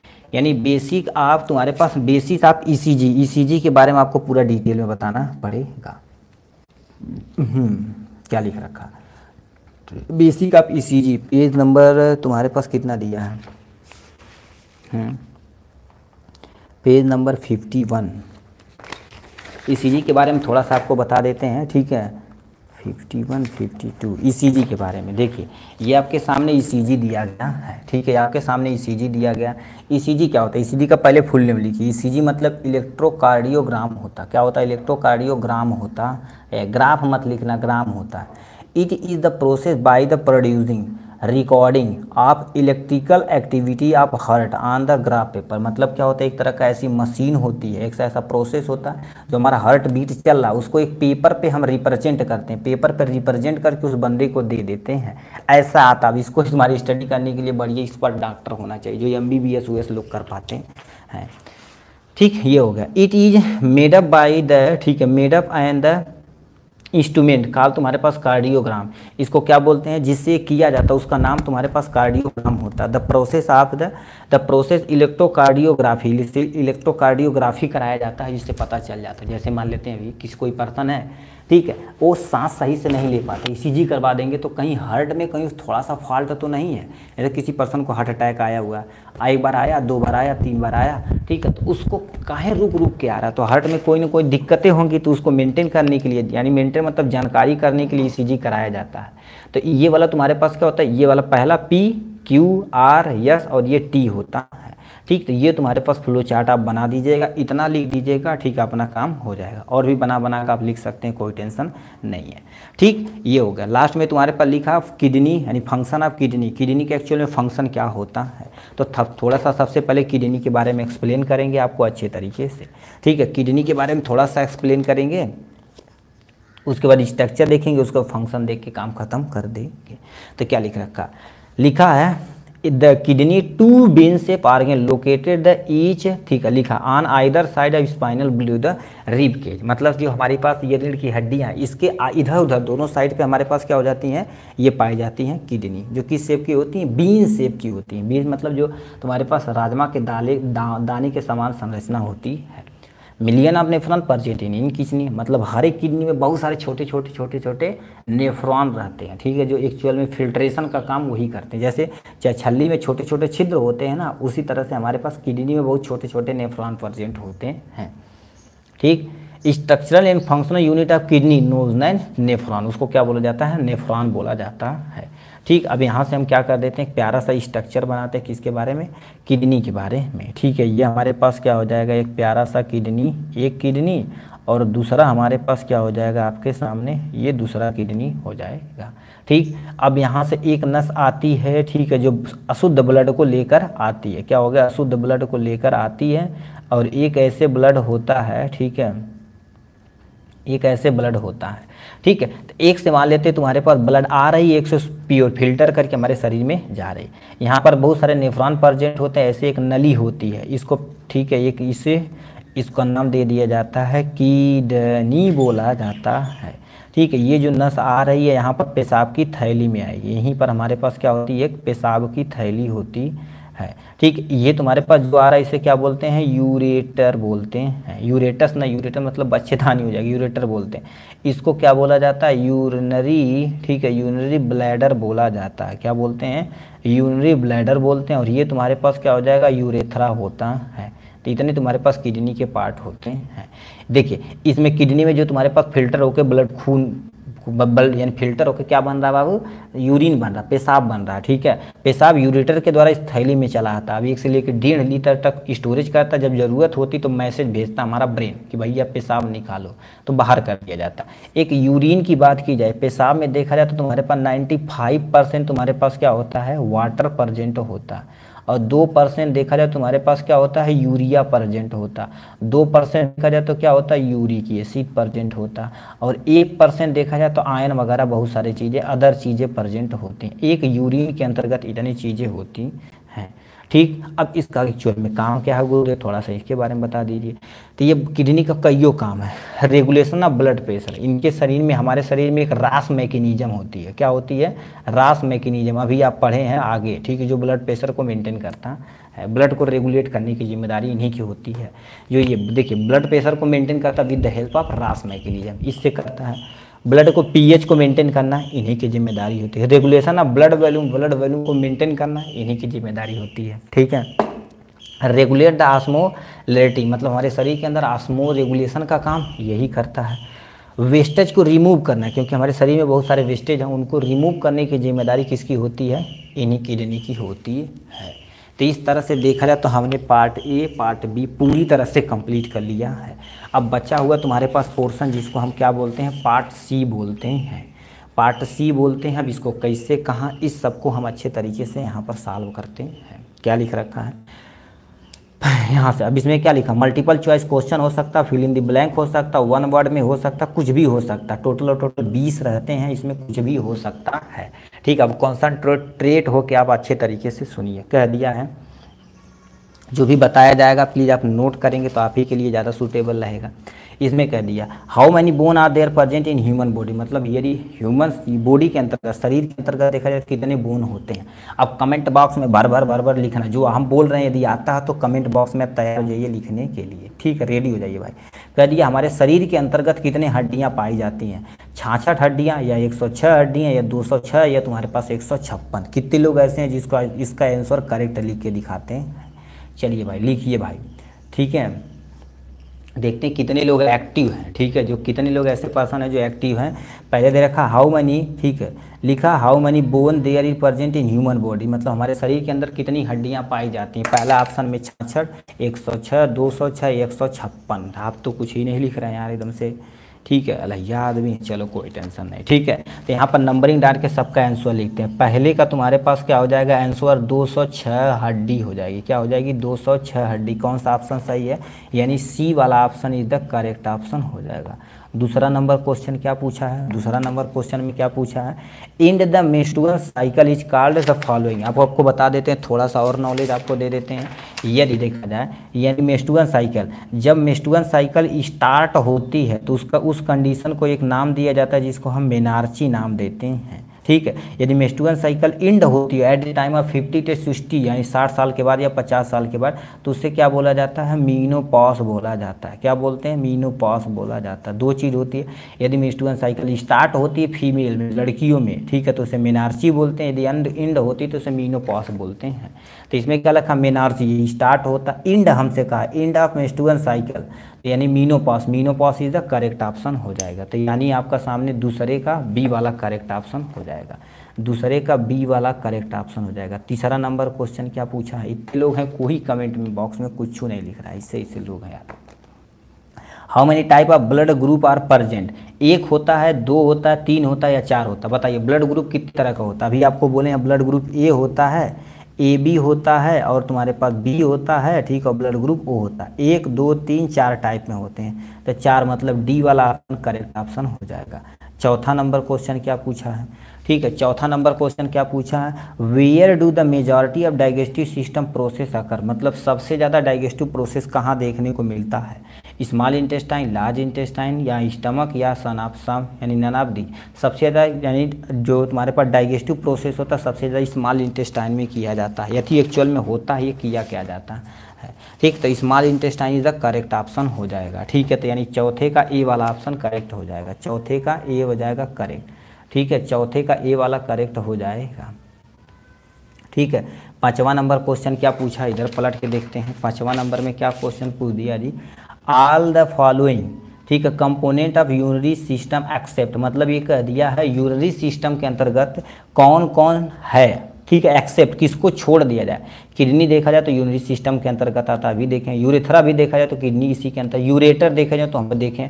गाल ब्लैडर देखा जाए तो हमारे पास लीवर के अंतर्गत आता है, लीवर के पास आता है, तो यूरिनरी सिस्टम में अंतर्गत नहीं रहता, यानी पाँचवें का डी वाला ऑप्शन सही हो जाएगा, पाँचवें का डी वाला ऑप्शन सही हो जाएगा। छठवां नंबर क्वेश्चन क्या पूछा भैया, lymphatic system consist of the following, यानी किसको छोड़ दिया जाए तो लिम्फेटिक सिस्टम। देखो लिम्फेटिक सिस्टम में लिम्फ आते हैं, ठीक है, लिम्फ नोड आते हैं, लिम्फ वेसल आते हैं, बट ब्लड नहीं आता है।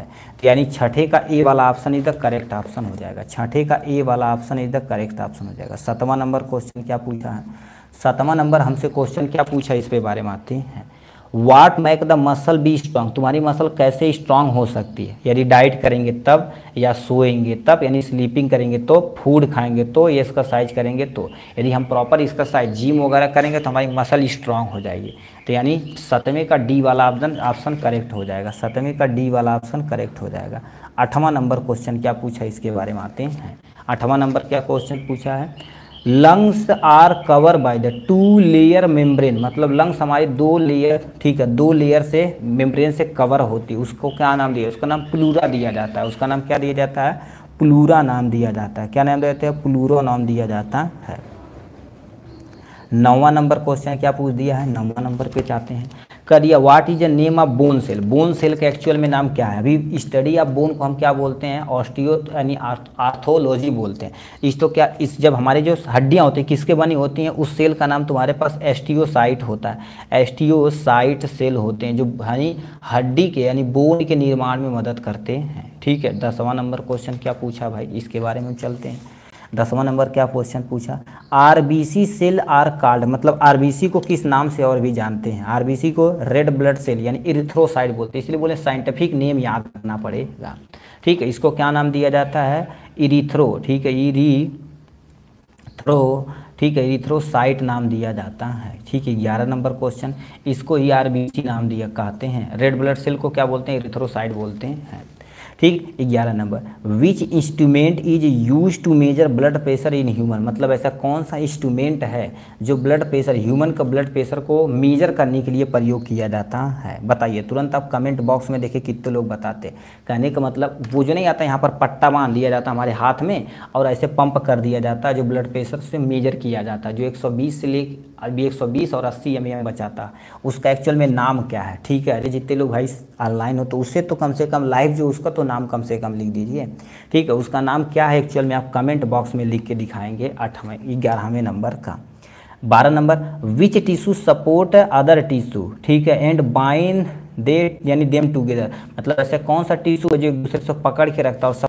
तो ये तुम्हारे पास 12 नंबर पे हमारे पास हो जाएगा कनेक्टिव टिश्यू हो जाएगा। क्या हो जाएगा, कनेक्टिव टिश्यू हो जाएगा। 11 नंबर का आप कमेंट बॉक्स में लिख के दिखाएंगे। 13 नंबर क्वेश्चन क्या पूछा है, 13 नंबर क्वेश्चन क्या पूछा, 13 number, ABO blood group type were discovered by, यानी एबीओ ब्लड ग्रुप की कौन से वैज्ञानिक ने डिस्कवर किया था। अभी डिस्कवर हम बोले थे कार्ल लैंडस्टीनर नामक वैज्ञानिक थे, कार्ल लैंडस्टीनर नामक वैज्ञानिक थे। तुम्हारे पास क्या हो जाएंगे, कार्ल लैंडस्टीनर नामक वैज्ञानिक थे, किए थे। 14 नंबर क्वेश्चन क्या पूछा है, 14 नंबर का, power house of the cell. ठीक है, power house of the cell किसे कहते हैं। ठीक है, पावर हाउस सेल को क्या बोलते हैं, माइटोकॉन्ड्रिया बोला जाता है। क्या बोलते हैं, माइटोकॉन्ड्रिया बोला जाता है। 15 नंबर क्वेश्चन क्या पूछा भाई, वेयर, ठीक है, where all bile acid store in the body, मतलब हमारे शरीर के अंदर बाइल कहाँ पर स्टोरेज होता है। निकालने का काम कहेगा तो लीवर, स्टोरेज का काम करने का कहेगा तो गाल ब्लैडर करता है। ठीक, तो यहाँ पर आपको लिखना पड़ेगा गाल ब्लैडर लिखना पड़ेगा। क्या लिखेंगे, गाल ब्लैडर। 16 नंबर क्वेश्चन क्या दिया गया, इसके बारे में समझते हैं। कहाँ चला गया 16 नंबर।